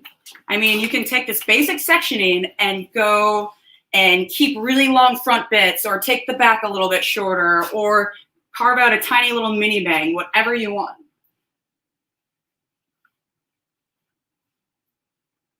All right, there it is. Now, as mentioned, had one previously cut, exact same thing, exact same technique. This is her air dried, which this part of the haircut, I'll go and air dry, do some hand styling. But you know what? With these freeform cuts, I find that always, there's going to be some stuff that I want to detail and modify, because would you agree that wet hair, it reacts a lot differently to dry hair? Dry hair, I can see where the heaviness and the weight and the bulk is still going to be. So I want to go in there and use my favorite Artist Series with a forward set thumb. Actually, now that I'm up here, check it out. I usually used to cut like this. But if you notice, like, my thumb's moving a little bit too forward, Sam showed me how to use this properly. No more strain on my wrist. So definitely invest in your tools. It's going to make you last a long time. I don't know about y'all, but like, I don't know what I would do if I wasn't a hairdresser. So taking a look at the cut, we're noticing here the back is a little heavy. It's a little bulky. It's like a sheet of hair. That's not the flavor that I like. So hot tip, your guest is in the chair. It's dry, ready to go. Have them tilt their head back. Get down like on your knees or, you know, whatever works for you. And get your hands through the hair. Let me crank her up so we can see what's going on. Get your hands through the hair and visually like see where that bulk is. Oftentimes it's gonna be right in here, and I'll just pinch the hair that I wanna remove that I can visually see. And using these slide shears, the slide cutting shears, I'm just going to carve some bits, biting and chewing, removing that bulk.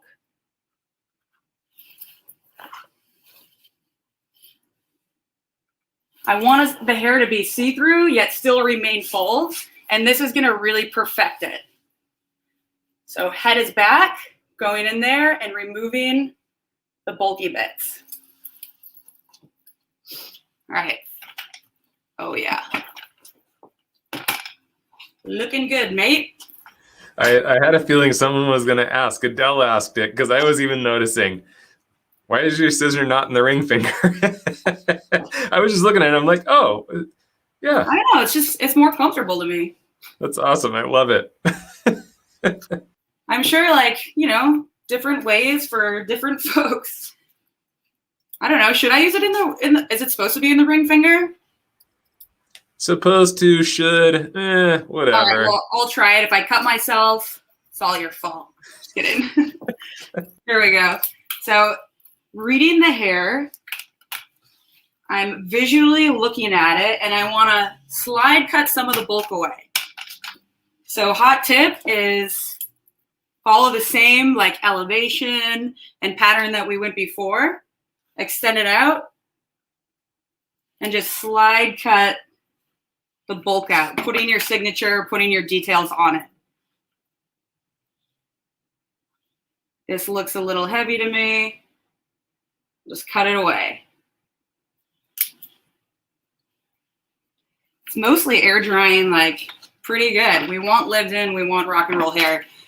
Some of my favorite rocker hair, type yours in the chat. Who's your favorite rocker hair? I love, of course, Debbie Harry of Blondie. We love Mick Jagger from the Rolling Stones, Patti Smith, Johnny Thunder, Susie Sue, my favorite.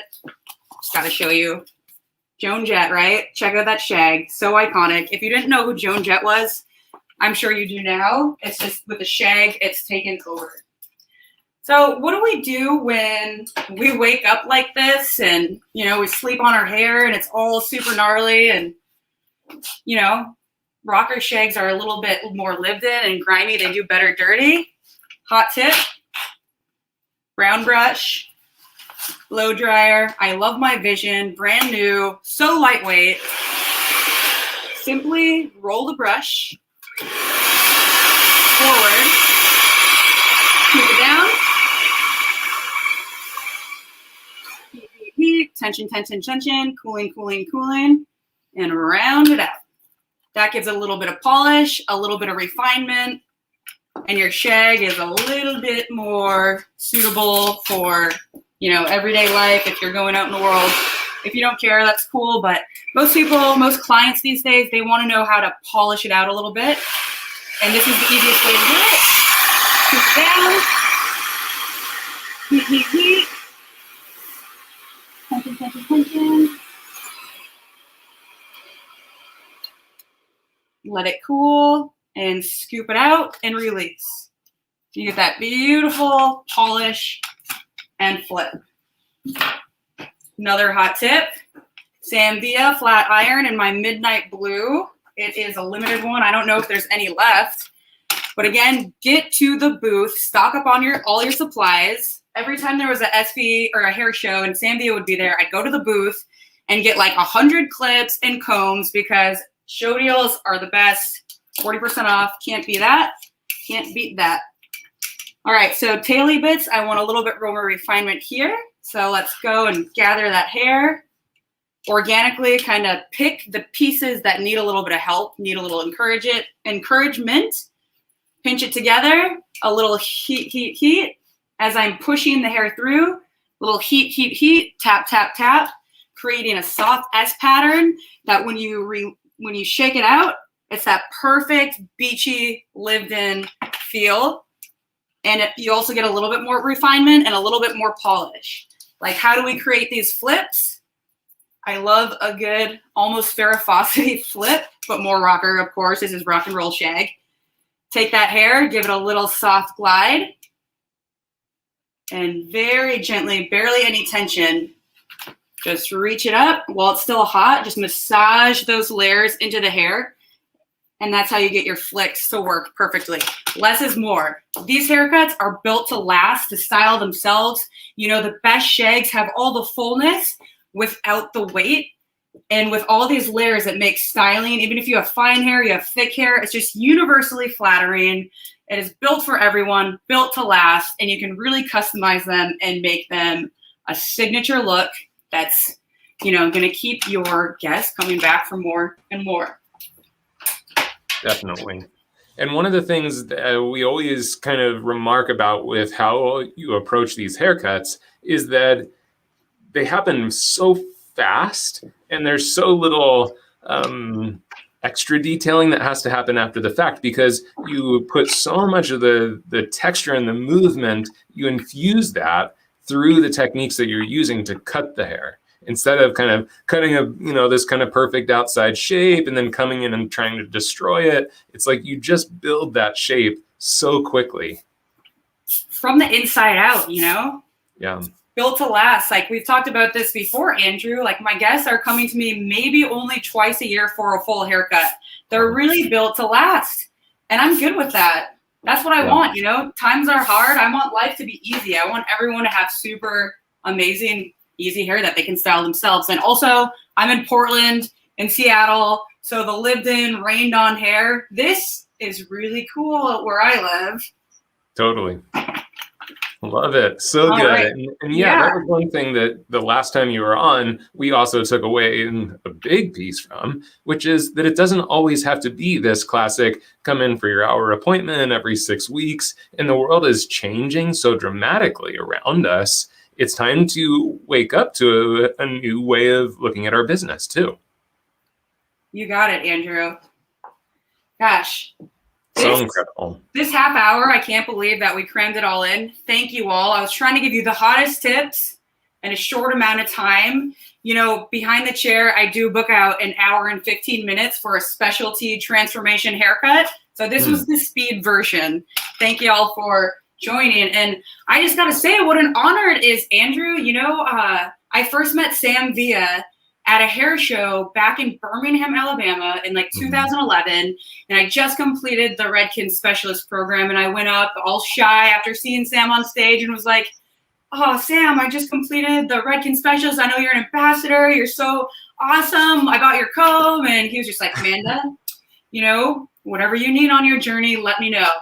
I'm here for you. Sam Villa's here for you. And here I am with y'all as an ambassador. And the journey continues. And I am so grateful. And thank you for having me today. We are so grateful for you. Yeah. Thank you for instilling so much great wisdom on us. Everyone give it up in the chats for Amanda ZIEGELMAN. And we'll see you soon. Bye. Oh, man. And wait, are we done? No. Well, let me think. Are we done, Sam? Or not? Oh, wait, no, we're not done. Hey, guys, do you know this guy over here? You know this guy? No. I can see that you're not on mute. Knock it off. Hey, buddy, what a day. Nice to see you, AC. What a great day, buddy. And you're such an awesome host. Everybody throw it in the chat there for AC. He's such a great, awesome host, man. You keep the energy positive. You keep the questions popping, buddy. I just want you to know we appreciate you dearly. What a great day, though, right? It has been. I have walked away with so much education, and it's interesting, Sammy, because I'm not doing as much hair these days. People are starting to catch on to that. But after a day like today, I got my mannequin over here in the corner, and I'm like, maybe I need to play with some new things here. You know what? Somehow it just doesn't leave you. You know, it's kind of like the quarterback of a football team, leaving and retiring, but eventually makes it back. But Andrew, I just got to say, you're where we need you. People need you. You're doing what you feel really good. And buddy, I hear it in your voice. Just want to. Thank you. All right, brother. I'm going to take off here, and just you caught me prepping, guys. But here's the story. What I want to create on this is the idea is this. Let's just say that I've been talking about this, and I want to just clarify the word express, AC. A lot of people tend to think that means going fast. It's not about going fast. It's about this whole phrase of minimize to maximize impact. Let me say it again. Minimize to maximize impact. You see, we felt like in the past, maybe we took a lot of time to maximize our impact and make an impact on a client. But I think you got to find ways now in terms of how you can minimize that, but maximize the impact. So it's about management in time. It's your time management that I happen to be talking about. So let's say, for example, you do this color and she's booked and you make her this beautiful blonde, but she's not booked for a haircut. And let's say that she's just, getting her color, but she doesn't want a haircut. Well, you might blow dry it and you might feel, okay, I'm going to blast dry it and do this and that. But what I want to share with you is when they come in, if there's something that needs to be refreshed and touched, take your tools out and just do these spot finishes, if you will. This could even be an added service, if you will, but it's just real simple, guys. And you're probably saying, well, Sam, wait a minute. What are you doing? You are working with a comb and you're working with a round brush. Yeah, I've been really into this last few years. I've been working with this idea of a comb, a flat iron, and a brush working together. And, I've been getting really good impact with it because, I get this bend. But learning how to hold all three of these instruments is not easy. Would you tend to agree with me on that? If you agree, just say yes. Yep, just agree. Okay, great. Yep. All right, so here's what I want to do. I'm going to put these down, okay? And I'm going to pick up something that I've absolutely fallen in love with, and that's this tool here, okay? And I really believe this is a hybrid tool, guys. I'm talking about a Pro Results 3-in-1 blow-dry brush. Watch how I can take something that's just basically like this, okay? See that? Now watch me just give this movement and just do it in a very quick fashion. So what you're looking at is you're looking at a flat iron, a blow dryer, and a brush all in one. So it's the idea, guys. And now, right now, all I have it on is, you can see the infrared lights inside there. I don't know if you can, but I just have it on the heat. But watch how I'm going to use this. Pretend this is my round brush. Okay. So if this is my round brush, all I'm going to do is I'm going to roll just like a round brush, but watch, I'm going to spin out of that, come back through and roll again. And now look at the movement I got out of that.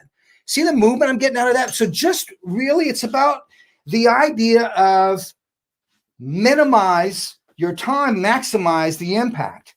So I'm coming in from behind, and now watch, if I want volume, one of the ambassadors that really showed this tool really good, and I have to compliment her, is Twyla Jane. And she was awesome in terms of how she was using this. But see how I'm getting just movement. So I've discovered that I can put the curling iron down, put a brush down, put a flat iron down, pick up this tool, and basically just give it the movement. Watch, I'm going to go the opposite way now, go this way. And I'm not necessarily holding it. Now, if I wanted to use just the like a flat iron itself, I might hold onto this and then just stretch out. So that way I smooth that. So you can use it as a smoothing tool. Right now, I'm using it as a tool just to give me a little bit more of an organic kind of feel to it and a little bit more movement to it. And look how simple that is. And now watch this side that I just did and take a look at the movement that I've got out of that and just how I just refresh things.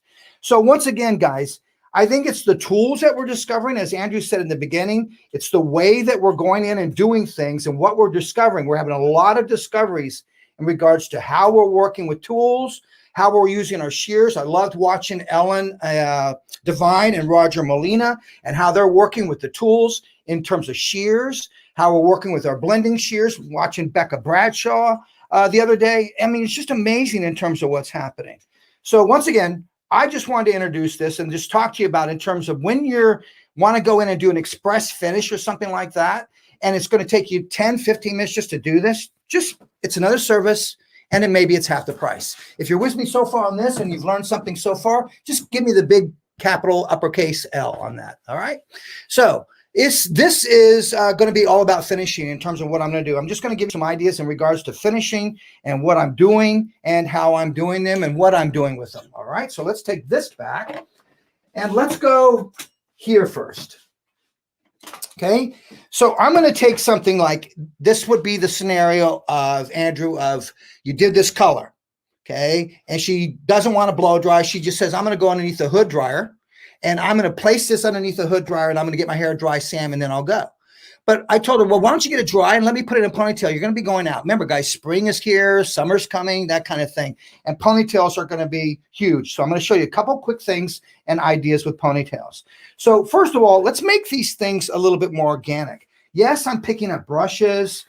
Yes, I am. But at the same time, I find I'm using my hands a lot more. So when I want to get the tangles out, I think you've all heard this. I'll go in vertical with a brush. That's getting the tangles out. And then when I want a little bit more tension, I'm going to turn the brush in a horizontal fashion so that I get a little bit more tension. Now, today what I want is I want a little bit more organic. So I'm going to, once I have that nice and clean, just come back through with your hands. Okay. Then watch what I'm going to do. I'm going to take a vertical section right at that hairline up to the ear. Okay. So I'm just going to go make a section here in that nape. See that? Then I'm just going to take a section right there. And I did this earlier today, and I want to show you guys here what I did. All right. So here, now watch what I'm going to do. See how I have these two sections, and then I have that ponytail there in the center. I'm actually going to drop this section and palm the ponytail. So I'm going to drop that. Now I'm going to wrap this over. See how I just wrap this over? Now I pick up this section, and I'm going to bring this section over it. So I just crisscross those two sections. All right. If you're with me so far, just say yes. Okay. YL. That's Adele. What I was asking them, YL. L was, if you're learning something so far, just type the word L in there to help clarify that for you. All right. So now I crisscross that. See that? So now once I'm here, all I'm going to do is I'm going to take this section. I'm going to add a piece of hair to that, just like a Chinese ladder, but watch the difference now. Watch the difference. If you know a Chinese ladder, watch the difference. I'm going to bring this over. Now I'm going to pinch that and bring that strand that was out loose, bring that over that. Okay. Now I'm just going to add a small section of hair to that. Okay. But I'm going to take bigger sections. And I'm going to take bigger sections because here's the idea. I want to pull this ponytail back, but I want to give it some visual value. I want people to go, oh, wait, take a look at her ponytail. That's what my goal and objective is here. Okay. Once I'm here, this section comes right back. See how that section came over? Once I'm there, now I take a section of hair. Okay. See, I'm going to take a section of hair. I'm going to bring her a little bit closer, AC. Okay, I wrap this over. Okay, now take the section you have here, bring it over. Okay, now take a piece of hair, add it to the section that you just brought over. Bring it through. Now you're starting to see like a Chinese ladder is what they call it. Okay, but I'm making it a little bit different. I'm not tying it. A lot of times people will tie the Chinese ladder. I'm not going to tie this one. And you'll see the visual it's going to give me when I'm done here. Okay, I'm going to take a section. Sometimes on a Chinese ladder, you're grabbing from the opposite side also, okay? I'm going to bring that over. Now watch, once I get that there, look how I bring that over. Now, what's most important here, Sam? Your pinch is important. Notice my pinch. My thumb and index are really valuable tools at the moment. So I'm here. I take a section. So Sam, the hair that you're adding is from the ponytail itself. And you're taking that hair and adding a small slice of that to the hair that you're overlapping. Yes. So watch this. This comes underneath. I added hair. I bring this back over. See how I brought that back over? Now I'm going to lay that there and then cross this one back over. You can see the pattern that I'm getting here. Okay. Yes, Karen. Wait, I do that to my horse's hair. Absolutely right. Absolutely right. Yes, Karen. You know, Karen, I love to read Sailor Knot books. I'll read those. My wife's going, what do you read? No, Sailor Knot. So what are we going to do? Buy a boat? No. A boat's a big headache. I just want to learn how to tie the knots. And then you just take it to the hair. It's the same thing, Karen. Congratulations on that. So I want you to really just take that same concept, and that's all you're doing, because I've seen this on a horse's tail. It's pretty cool. Thank you, Adele. Yep. Okay, super slow motion piece. Nilu. What's up, Nilu? Super slow, Nilu. Nilu, just for you, my dear. You're up. Okay, you want to stand up? Oops. No. Stay in your body. Stay in your body. Stay in your body, and I want you to stand. Okay, come on, girl. All right, here she comes. She's going to stand for you. Okay, I'm going to bring her closer so you can see it, Nilu. All right, I got it. I got it, AC. Don't worry. I'm all by myself, AC. I got it. Don't worry. No worries. No worries. No worries. Okay, here we go. Now let's see where I'm at. Okay, there. Okay, Nilu, I'm going to do this real slow for you now. Okay, so here's the section that came around. Okay, here's the section that I have. So once that come around, you take this section, you overlap. See, I overlapped? Now watch. Once I have that overlapped, I started with 2 sections. So let's just say that you got 1 section, 2. Take a section from the inside, and see I added hair to this? Watch, I'm going to show you in a minute. I want you to see this. See I added hair to it? So I made it slightly longer and a little bit thicker. Now, once I add that hair to it, then I want you to take this. This goes underneath and around and comes back over. Now take the section that you didn't add hair to, bring this over. Okay, now watch again. There's where I'm at. See that X? So now see how this hair is added to the ponytail? So all I'm going to do is just take a section here. How am I doing, Ellen Devine? Okay, I bring that underneath and around and over. Okay, then I bring that section right back over. Okay, Nilu, can you see it, my dear? Is this making sense? Okay, because I did that super slow for you, just so you could see it. Okay, that's right, Sonia. Never fear, Sammy's here. Okay, take another section. Watch again, another section. And I know my hand's getting away, guys. Stay with me on that. Okay, here. Okay, now watch what I'm going to do. I take that underneath and around. Okay, pinch the whole thing. Take this one, bring it back over. Now tell me what to do. What do I do here? Somebody type it in the chat. What do I need to do? You're welcome, Nilu. You have goldfish? I don't have any goldfish. I have bass in the backyard, but no goldfish. All right, here we go. Take a section. Okay, yeah, I take a section. Okay. Watch what I'm going to do, Adele. Yeah, watch what I'm going to do. Okay. Yeah, these are Vince Curry. Hey, Vince, what's up? Yeah, Vince, these are like 70s macrame knots.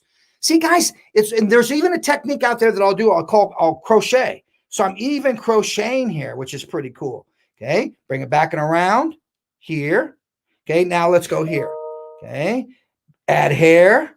Now, let's close this off now. So now watch what I'm going to do. I'm going to take an elastic and I'm going to place the elastic here. It's going to give me 2 ponytails. I'm going to take a clear elastic, okay? So I'm going to take a clear elastic. This is the one that's going to lock it, the one that's crossed right here. So I'm going to elastic that. Okay, and now look how I just keep twisting the elastic. Instead of me looping through 10 times to make it tight, just twist.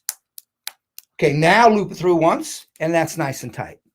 Okay, and look how you can twist that. Look how cool that looks. Twisted. See how you can twist it? Sam, what about all those flyaways? What would you do to control those flyaways? I like things, as I said at the beginning, a little bit more casual while I'm working with just my hands. If I want things a little bit more smoother, I might reach for my Redken rough paste. And I would use my Redken rough paste 12. I love to use this to gather. I love to use this to when you're making, what do they call that? Oh gosh. Anyway, it binds the product. Yeah, it binds things together when you're baking, those kind of things, or when you're cooking. Same kind of idea in terms of what rough paste does. Now watch what I'm going to do. Take this and now just slightly, just start pulling on this, just slightly. Okay. Now watch how I'm going to just turn this. And remember what I said. I wanted to just take her into a ponytail, but I want to just make her look nice when she's out and about. Now look how I just twisted that. Did you see I just twisted that? Now the idea that I want to do is I want to leave the ponytail out. I don't want to go in there and twist this into a bun. I want it to be a little bit more, kind of have some notice of something to it. And then you can twist this in a number of different ways. I'm going to twist it till I see that it's something that I visually like. Oh, I like that right there. Okay. So I'm going to go there. Now watch what I'm going to do.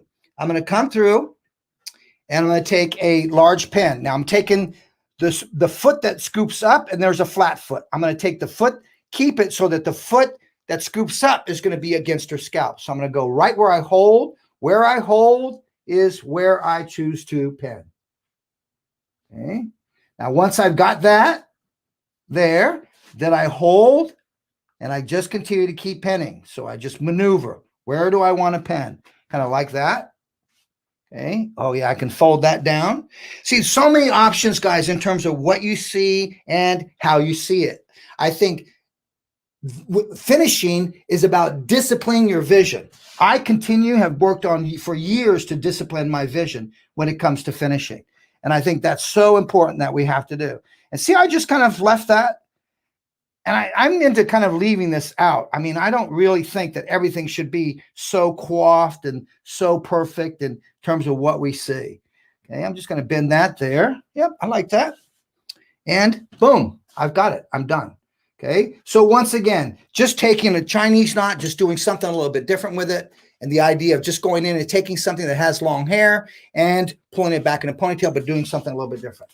All right, let's go to another one. All right. Now, when I go to this next one, this is what it's going to end up like, something like this. And every time I do these little guys are quite interesting the way that they work. Okay, so this is another story again, pulling a ponytail, but I want you to see the interest. And when I'm done, I guarantee it's going to probably look a little bit more different. But look at that pattern. Okay, now you could curl, certainly you could do the curl the ends, you could do whatever you want. Remember, I think it's a matter of taste in terms of what the client sees or what you see. I'm just giving you the messenger. I'm the messenger, giving you the technique. Take it and work with it any way you want. Okay. So now let's take this down. Now this is interesting what I did here. Okay. If you've heard of a dragon braid, just type the word dragon braid in there. Just type that in there. Okay. A dragon braid is really cool and simple to do. I think that it's going to look difficult, but it is simple. Okay. Very, very simple to do. Okay. So what I'm going to do is I'm going to take two sections, and I want you to watch how I'm going to work with the two sections. They call it a dragon braid, but it's not the typical movements of a braid per se that you might see, okay, in terms of how the hands are going to move. So I want you to really watch how my hands are going to move. So I'm going to take a section, okay. So I took a horizontal section right across that ponytail, okay. Once I have that section now, I'm going to divide this into two. Okay, now watch, I'm going to set this horizontally like this so you can see. Okay, I'm going to take my index finger and my middle finger, place it there, and then I'm just going to close. Look at what I've done so far. Then I'm going to take this strand, place it in between my pinky. So you see what I've done? So this strand is not the one going through around my ring finger coming back through. Let's do this again. Watch again now. Pay close attention, guys. Matter of fact, if you're watching this on a computer, grab your phone and just videotape this. And that way you got just the movement. You don't have to go back and watch it and push it on pause. You can do it on your phone much easier. So I'm here. See that? Now watch me just close my fingers. Now watch me take this one. Watch this one in between my fingers. Now watch what I'm going to do. Once I'm here, I'm going to take the one that's underneath. I'm going to bring it underneath and around. See that? I brought it underneath and around. Okay. Now, once I've done that, now what I'm going to do is I'm going to go around and I'm going to grab. Okay, so I come around and I grab. Okay, now I want to go through, and once I'm here, do it again. Watch, here to there. Okay, pinky, come around and grab. So I grab with my thumb and my index finger. This is where I'm at. Watch again, guys. Index finger middle, here. Now take this one, pinky and ring. Now take the first one that you wrapped. Wrap it over. See how it's coming over?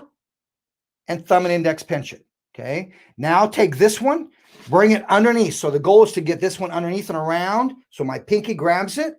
It's going to go around. Look at that. My pinky grabs it, brings it around. I'm going to do it again. So my goal is to take this, go all the way around one revolution. So watch how my pinky will grab it, bring it around and through. Now watch me pull that through. Okay, and now watch me tie. Okay, see how big that knot is? And it's more than just a knot, guys. I need you to get that. Watch this. Now, once I'm here, grab this. So I'm doing it. It's from a dragon braid, the concept of a dragon braid, but I'm not bringing it underneath. I'm bringing it over. For those of you who know a dragon braid, you might be able to see it. Okay, watch again. Two strands, bottom and top. Okay, here we go. Middle and index. Now close. Now take the top strand here. Drop it in your pinky. Take the strand behind, bring it up and around, place it in between your index and your thumb. Okay. Once I'm here, the goal is to get this all the way around. So come around, turn your hand, grab it. See how that grabbed it? Brought it around. Now, once you're here, pull it through. Okay, see, I pull that through. Now watch. See, can you see, look, see what I'm getting here? And then I could keep going. I'm going to go all the way. Let's just keep going. Okay, I grab again. Okay, let's go horizontal so you can see again. Okay, questions? Anybody got any questions? Okay, all right, here we go again now. Watch. Okay, Vince, you know how to do a dragon. Vince knows how to do a dragon. See if you can notice what's the difference, Vince. Here, number one, I'm not attaching this to the head. I'm using a dragon braid and just playing it off a ponytail. Okay, so now watch me place it in between my ring and pinky.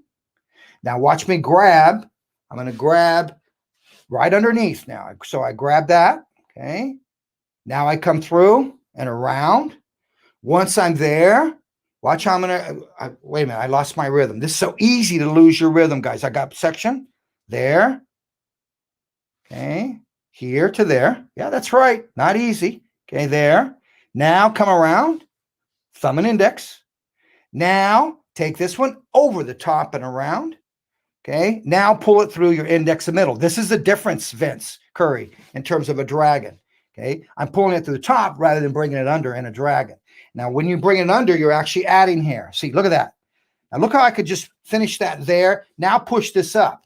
See, I could push that up. And let me give you a profile on how that looks. See how that looks on a profile. Sam, mine doesn't look the same. Are you doing it, AC? Oh, good. You're awesome, buddy, to even give it a shot and try it. Okay, watch. Let's do it again. Follow me, buddy. I'm going to do it one more time for you guys. Here. Here. Now, I think this would be great Ariana Grande style up here for this spring or summer. Okay, I've got two. Look how I added hair. I added hair to this one.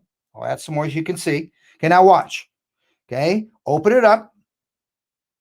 See, I just weaved that. Now place the pinky there. So this is not that strand coming through. This is the back strand between your pinky and ring. Now take the back strand, bring it over to your thumb and index. Now I want to get this one all the way around. So to help me get around, bring it to your pinky and bring it around. Now pull it through that hole that you have your index and middle finger through, and boom, you're there. Okay. Now, the further down I go, the bigger this is going to get and the shorter the ponytail will get. So that's all going to be your choice in terms of that. So now, how do you finish it? So can you guys see, I could go all the way down and I would have a pretty cool kind of knotted bun, if you will. Okay. But very, very simple to do. And this concept comes from a dragon braid. Questions, concerns, comments. Okay. Bringing it up while I pin. And we'll just let that sit. See, look at the pattern in this. I want you to just look at that. See how it's quite different, more so than a braid? And that's when I talk about to you about visual value. That's basically what I mean by visual value. Okay, Marie, you keep trying on your outcome, your mannequin. Let's see the outcome. Here's the outcome, love. I'm going to pin it for you. Okay. And I've been talking about the whole time. Where you pin is where you pin. That's where you're holding. So wherever you're holding is where you're going to pin. Okay. Okay, now, if you notice, I don't know if anybody noticed, I'll bring it close enough, but this has been hit with a texture iron. Can you see it? Hopefully you can see it. If you see it, just type the letter C, uppercase C. Okay, now, the texture iron, a lot of people I hear out there, they're calling it a mini crimping iron. What I would prefer is think about it as a volumizing tool. That would be the descriptor. It's more of a volumizing tool. So it's meant to alter the texture of the hair, which is why it's called a texture iron. So any hair that I want to change and alter the texture, I'll change and alter that texture. I'm going to show you a way to do that in a moment. Now, see, I just did this real simple, and now I'm just going to anchor it right here where I want that ponytail to sit. And voila, there you have it. Okay, real simple to do. And that's basically coming off of a dragon braid on that, okay? All right. So watch what I mean, guys, by this. A lot of times what I'm looking for is I'm looking for some volume. And when I talk to you about volume, a lot of times these girls that come in and they have long hair, they'll ask me to I would remember they'd ask me to curl their hair, especially if they were going out. And what they would discover was that their curl never lasted. But what I always remember, listen to what I'm saying, what I always remember was they never really wanted it. So how can I say this? They never really wanted it so curly. I'm still here, Andrew. They never wanted it so curly. So the idea then was to figure out a way, how could I get some volume? Thank you, Andrew. How could I get some volume and still have some curl to that? So once again, all about using your tools. So there's one way you can do it. How do I get the curl to last? One of the things that I would recommend would be using the texturizer to alter the texture of the hair. The reason the curl doesn't hold is because that cuticle is so sleek and so smooth. So we have to alter the texture of hair. Let's talk about this for just a moment. Fine hair. When we have fine hair, what's interesting is we want to alter the texture of hair by giving them a highlight, correct? And when you alter you give them a highlight, you give them some color, it explodes the hair shaft, therefore they have more body to their hair. So what we have to understand is not everybody wants or can afford color. So if they're going out for a special occasion and they want some curl to last, how do you get it to last? Number one would be the texturizer. This is the texturizer. So now I remember I would take these girls from high school, okay, when we first came out with this, or a lot of these girls that were like models, and if they were going out for the night after I take their hair down, they go, can you curl my hair? And it doesn't hold. So what I want you to do is I want you to come in, Kelly. I remember doing a basket weave in cosmetology school. Oh yeah, I remember that too. All I want you to do, see how smooth this cuticle is? You can see that. It's really smooth. So what I want to do is I want to just disrupt it. So watch what I'm going to do. I'm just going to compress, compress, compress, compress, compress. And my compression is more about medium. It's not really deep. Watch, I'm going to show you. Look how that's barely visible. I'm going to bring her closer so you can see. Okay, but what I did was I just disrupted that cuticle. See, now this is when I would suggest take an iron over it. Take your curling iron over it. The curl is going to hold a little bit. Now, we all know product is not an option. It's a necessity. When I work with product, I'm working with my Iron Shape 11 thermal heat protector. If only that little girl on YouTube that became really famous would have known. So now what do you do, Sam, from there? So I would texturize this, okay? Now, do you do the whole head? Weave it like a highlight and texture the highlight. You don't need to do the entire head, okay? Then once you've got that, then I want you to hold on now. I've got our 2-in-1 tools. I've got our 2-in-1 Marcel. What do you mean, Sam? What's cool about this Marcel, guys, is it becomes more of a wand, okay? And for a while there, we were using a lot of wands, and I actually made this longer so it can capture more hair for you, longer hair. And then when you want to go back to a Marcel, you just pop that right back on, and you're right back to a Marcel. So watch what I'm going to do. What I want is I want some volume at the base, and then I want some curl, okay? So I'm just going to take a section, okay, right at this crown area, because this is where I want you to see it, okay? And once I have this section, watch this one area here, okay? I'm going to come through, hit it with my thermal heat protector, okay? Once I have that, now I'm going to come through, then I'm going to capture the length with a figure 6. So I'm going to just diffuse that. So that just broke the bonds out just by diffusing that.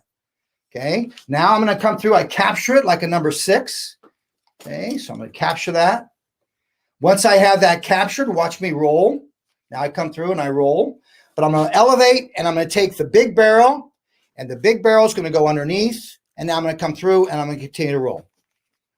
Okay. So what I'm doing is this is like a stack perm. Something I learned in cosmetology school was a stack perm using perm rods, where you placed a large rod underneath and then you placed a smaller rod in the length from mid shaft to ends. And the reason being the perm would last a little bit longer, especially on hair, but you wanted a softer type of curl on top. Now look at what I got. See that? Now watch when I release this, I've got the curl that I'm looking for. So once again, just a cool way, another way to go in and get some lift. And I really recommend you could do it on your shags. It's really simple to do. It's simple, okay? Would you like to see it again? Yes or no? Type it in the chat and I'll do another one for you. If not, I'll move on to something else, okay? Yeah, Becky, yeah. Think of about like a piggyback perm. That's basically what it is. But what you're using is you're using your irons. So I've got 1.5 and a 1 that I'm actually using. So let's go again. Then I recommend just zigzag your sections, guys. You know, I think one of the things that I've learned in session work, working with these guys with sessions, what they taught me was you hairdressers, you're too precise. Relax your mindset. That way you're going to get that lived-in look. You're going to get a little bit more of a casual look. When you take sections that are too clean, excuse me for saying that, you're getting too clean of a sections in your look. So zigzag your sections, Sam. Go diagonal back, go diagonal forward, go forward one time, go back another time, which is really what gives you that look. Okay. Once again, diffuse. Okay. Once I've diffused, now I come in and I like to wrap that under. Now elevate, keep the barrel closed on the big, go slightly diagonal, come on top, and now just roll. Now my big barrel is not touching her. I think you guys can see that. It's not touching her. And now I'm just going to allow that to relax. Allow heat to work for you. You know, heat is our best friend as long as we're in control. When you lose control of heat, that's when you're going to have issues, guys. Okay. Now I just come out of that and you can just see that lift that I'm getting. All right. So now if you learned something here, just type a learn, type the big L in there. Andrew, how we doing? Big L for me, man. And I think that one of the things too, again, coming back to the principle that things are changing and we keep changing and evolving as hairdressers, imagine you doing this to your client for the first time. They're going to be like, what in the world are you doing, crazy Sam? Like, why do you have all those irons in your hand?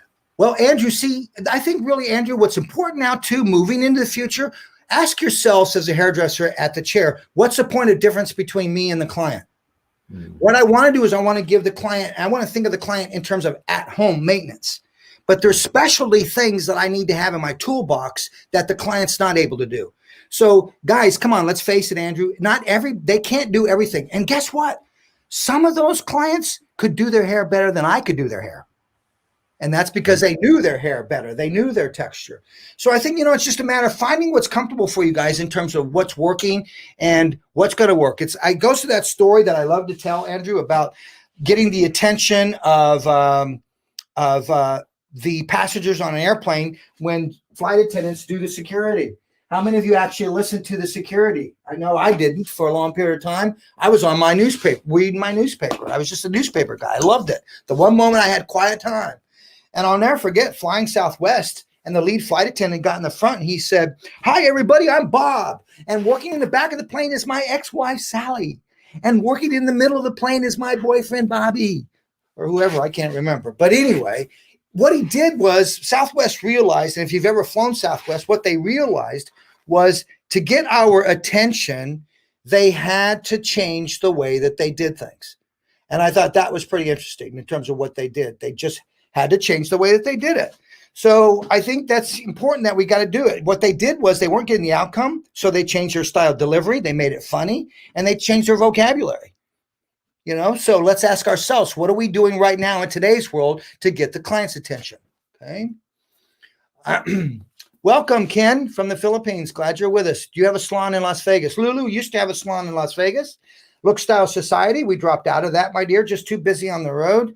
But visit Look Style Society. They're really cool. 100% salon in terms of, you know, they do a lot of things, lots of things. All right, watch what I'm going to do here. This is pretty fun here.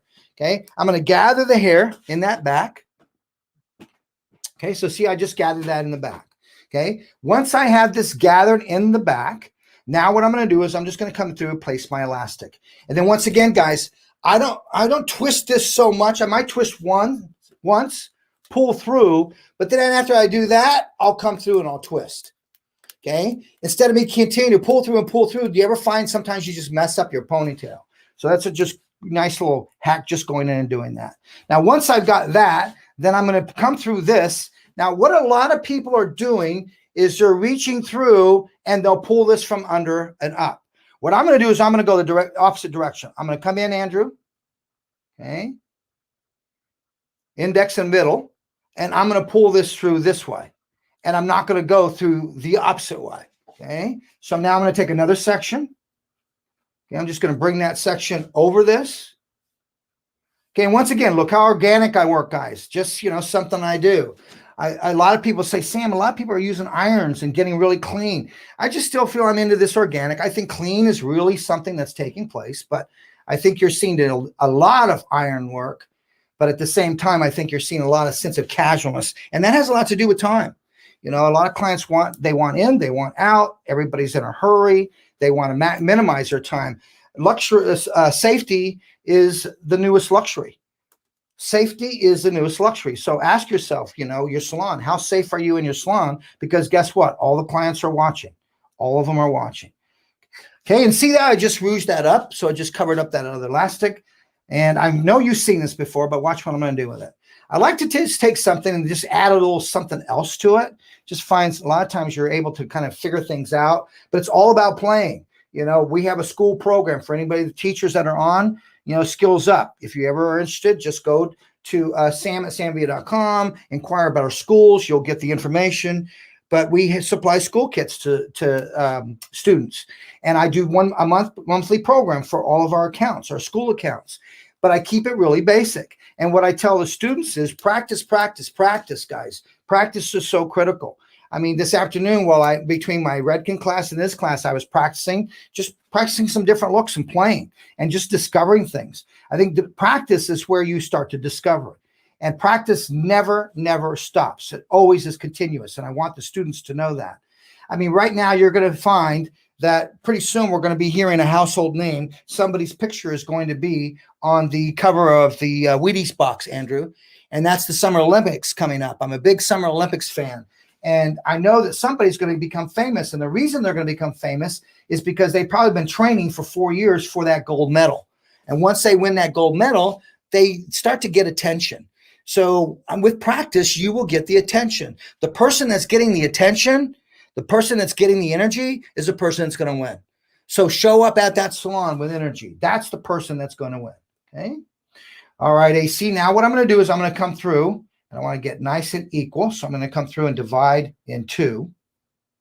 Okay. That'll give me 3 equal sections. And now watch what I'm doing. I'm just going to braid this. Okay. And I'm going to keep my braid kind of clean down at the bottom, and you'll see why. Because that bottom is what's going to be exposed. Now I'm going to come through. Have you had fun today, guys? How many of you were at the ISSE show, at the ISSE show? If you were, just write ISSE. I mean, we've been here all day for it. Okay. And I want to just give a shout out to our awesome, awesome ambassadors in terms of what they did. Okay, so now watch how I just roll this. I just do a braid. I'm just bringing everything into an inside plait. Okay, and once again, gather this. I'm just going to gather this with elastic. Come back through. Okay, now watch what I'm going to do. I'm going to take this, and even these ends. Let's gather these ends. Why, Sam? Because I'm going to fold them in. So why fight with these ends when you're doing your upstyles? Use ponytails and elastics to control length of hair when you can't control it, okay? And I think little small elastics are favorite. You can get them in clear, and they just really help to control things. Watch what I mean. So I got everything folded. Now watch. Just pull on this, okay? Now I'm going to come through, and I'm just going to roll that up and cover that up. Okay, and I'm going to fold that in. There we go. Just fold you in a little tighter. There we go. Okay, and remember what I said. Where I hold is where I pen. Give you a profile view. All right, so I need to be aware where that foot is. I want that foot down. And I'm going to go inside and back through. See, by doing that, I'm not going on the outside here, so my pin is exposed. I went on the inside. It's not as exposed. Okay, now, if I want this bigger, once again, I'll go to the opposite side, you can see. If I want this bigger, then again, this is where I would go in and I would use my texture iron. Use that texture iron, once again, to change the volume of the hair, to alter the texture of the hair. Okay, see, I just put that pin inside so it's not seen so much. Now, you could leave hair down, do whatever you want, but I think it's just another cool way to go in and get a simple, simple upstyle. Okay, ready for one more? I've got time for one more. I want to do one more for you. He's got one more. Yeah. He's got one more. All right. this one is pretty cool. Let's just pull this back. Here's once again, story. Let's set up a scenario for you. I did her color. I'm not a colorist. You don't want me doing color. Pretend I did her color AC. All right. And now she's got that, once again, one of these clients that has this long hair. I want my color and I'm out of here. Let me just pull you back a ponytail. It's too hot today. You're in Florida. Okay. So we're going to go through. I'm going to put a ponytail. Watch how I'll just go in. Okay. I'm going to use my elastic. Okay. Good. Now I'm going to come through. Yes, I want to cover this up. So I'm going to come through, cover that up. Okay, I took a hairpin, slid that through. We've shown this for years from the great Marco Arena. That's where this technique comes from, a man from Germany. Okay, here. And I see a lot of versions of it now out there in terms of people discovering even easier ways to do it. Okay, coming right through, pull through, pin, and pull through, and I've covered up the elastic. Okay, now watch what I'm going to do. Once I'm here, I'm going to take this one. Okay, now what I want to do is I'm going to create 2 ponytails. But what I want to add is a little bit of frothiness to it. Right now, it feels too silky, too smooth. So I'm going to take Redken's Deep Clean Invisible Dry Shampoo. That's right. I'm going to use a shampoo.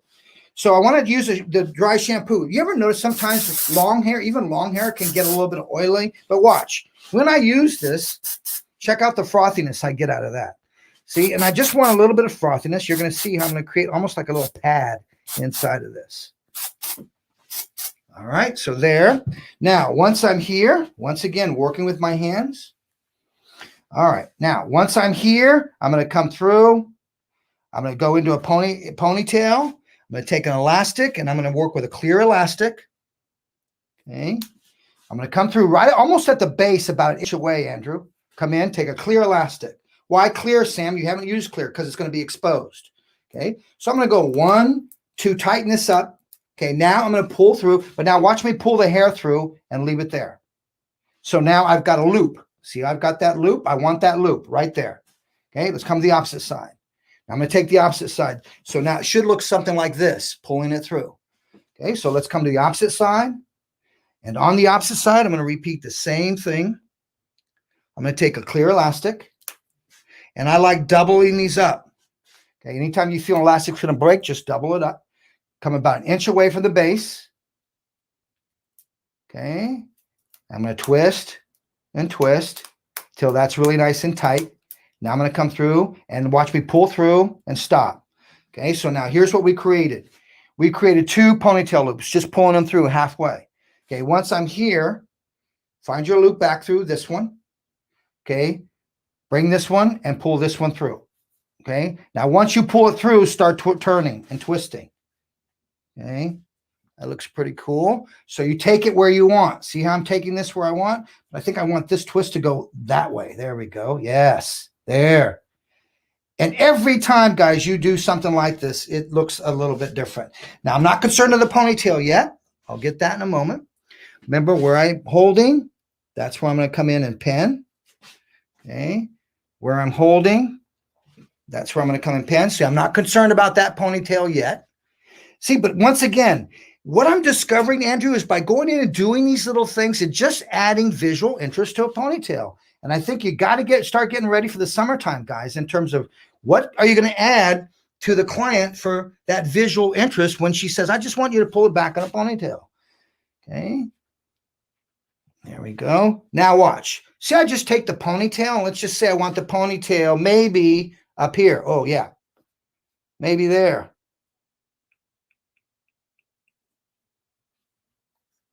Maybe like that. Okay. And now could you iron these things first, Sam? Put some bend in the hair. Yeah, you could put some bend in the hair. Once again, a matter of choice. What is it that you want to see? That's going to be up to you. Okay. You see, just see the visual interest I have in that. Now you can leave hair down, do whatever you guys want in regards to that. As I said, I'm just a messenger. Once again, giving you the techniques. You take them back to the salon and you make them work for yourself.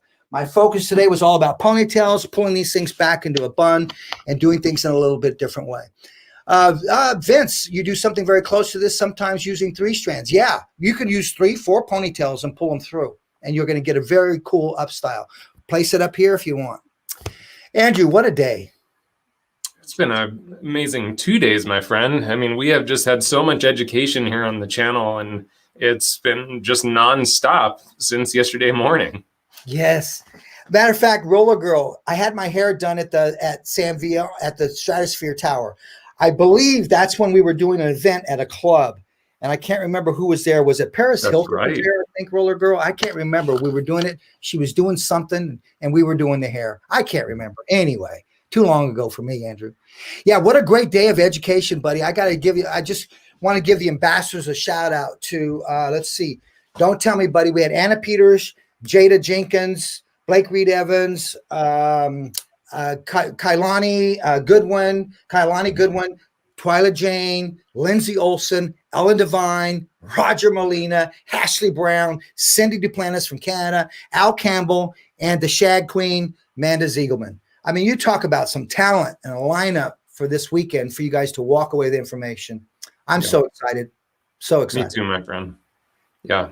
Yeah. And, the one thing, Sammy, that I was really kind of cool for me personally to step back and watch is that, like we mentioned, that a lot of people are probably noticing, like, hey, Andrew didn't do hair and his title's a little bit different. And, a year ago, or not quite a year ago, Sam and I sat down and we had a conversation, and I let him know that my passion for hair itself was starting to not be as strong as it once was. And, his first thing was, well, we want to continue to have a relationship. And, it reminds me of that quote, Sam, that people and things happen for a reason, a season, or a lifetime.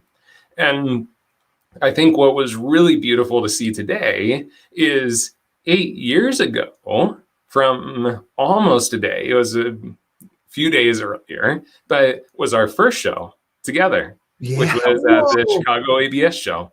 No kidding, AC. Yeah, Wow. It was March 9th through 11th was our very first show 8 years ago. And I just think it's great being 8 years later. And at this show, we're seeing a completely different evolution of what we thought maybe was going to happen 8 years ago, because we have this incredible Zambia ambassador crew. And, I think it's important to recognize that that was a tough decision for me to make. I felt guilty about it. I felt bad about, like, oh my gosh, what's the company going to do with, me taking a step back and all these things. But watching what happened today makes me understand that sometimes it's the best thing that we can do to take that big step, because that created space for this new evolution, for this new group of incredible educators to step up. And so I had a great weekend of just standing here, being part of the family, and just getting inspired from other people. Well, first of all, I respect your courage.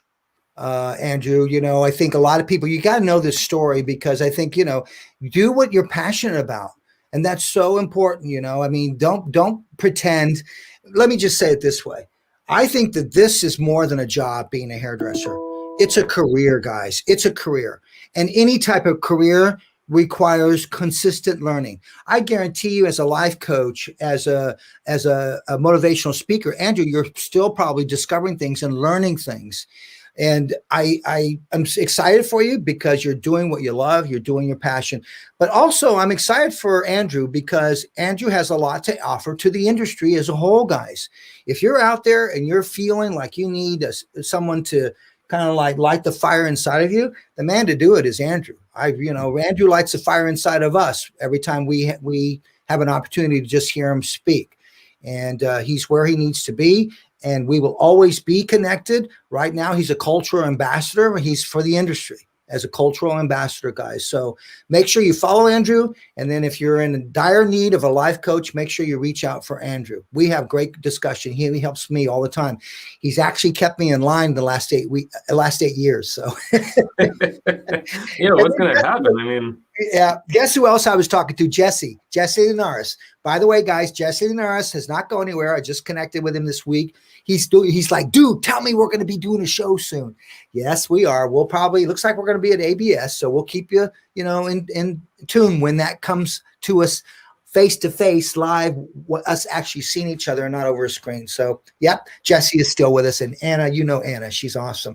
But I'm just excited about our ambassadors. I want to give a special shout out to Dana, who has our VP of Marketing and VP of Education. She has just lifted this up, and Katie have just lifted this up and taken us up in terms of brand, in terms of education. So I just want to give Dana and Katie a nice shout out. AC, I'm going to let you do your thing, buddy. I want to thank you for having me as a guest, the host with the most. Thank you so much, brother. Thank you, Sammy. We appreciate you.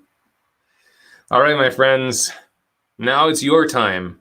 You have invested so much these last 2 days, and the show's not even over. There's still more to come tomorrow. We won't be here with live education, but we will have some education coming from the booth. But ISSE is going to continue tomorrow. So now it is your turn. Take everything that you gathered this weekend, and hopefully you gathered so much great, incredible content that can help you as a hairdresser, and also as just a person on the planet, because we need that too right now.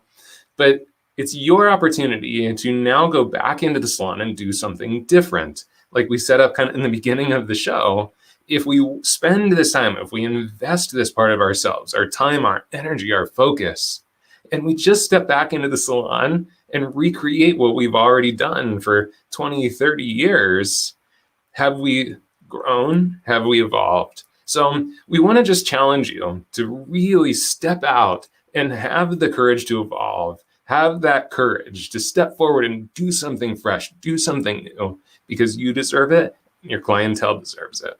We've got some great education still to come this week. So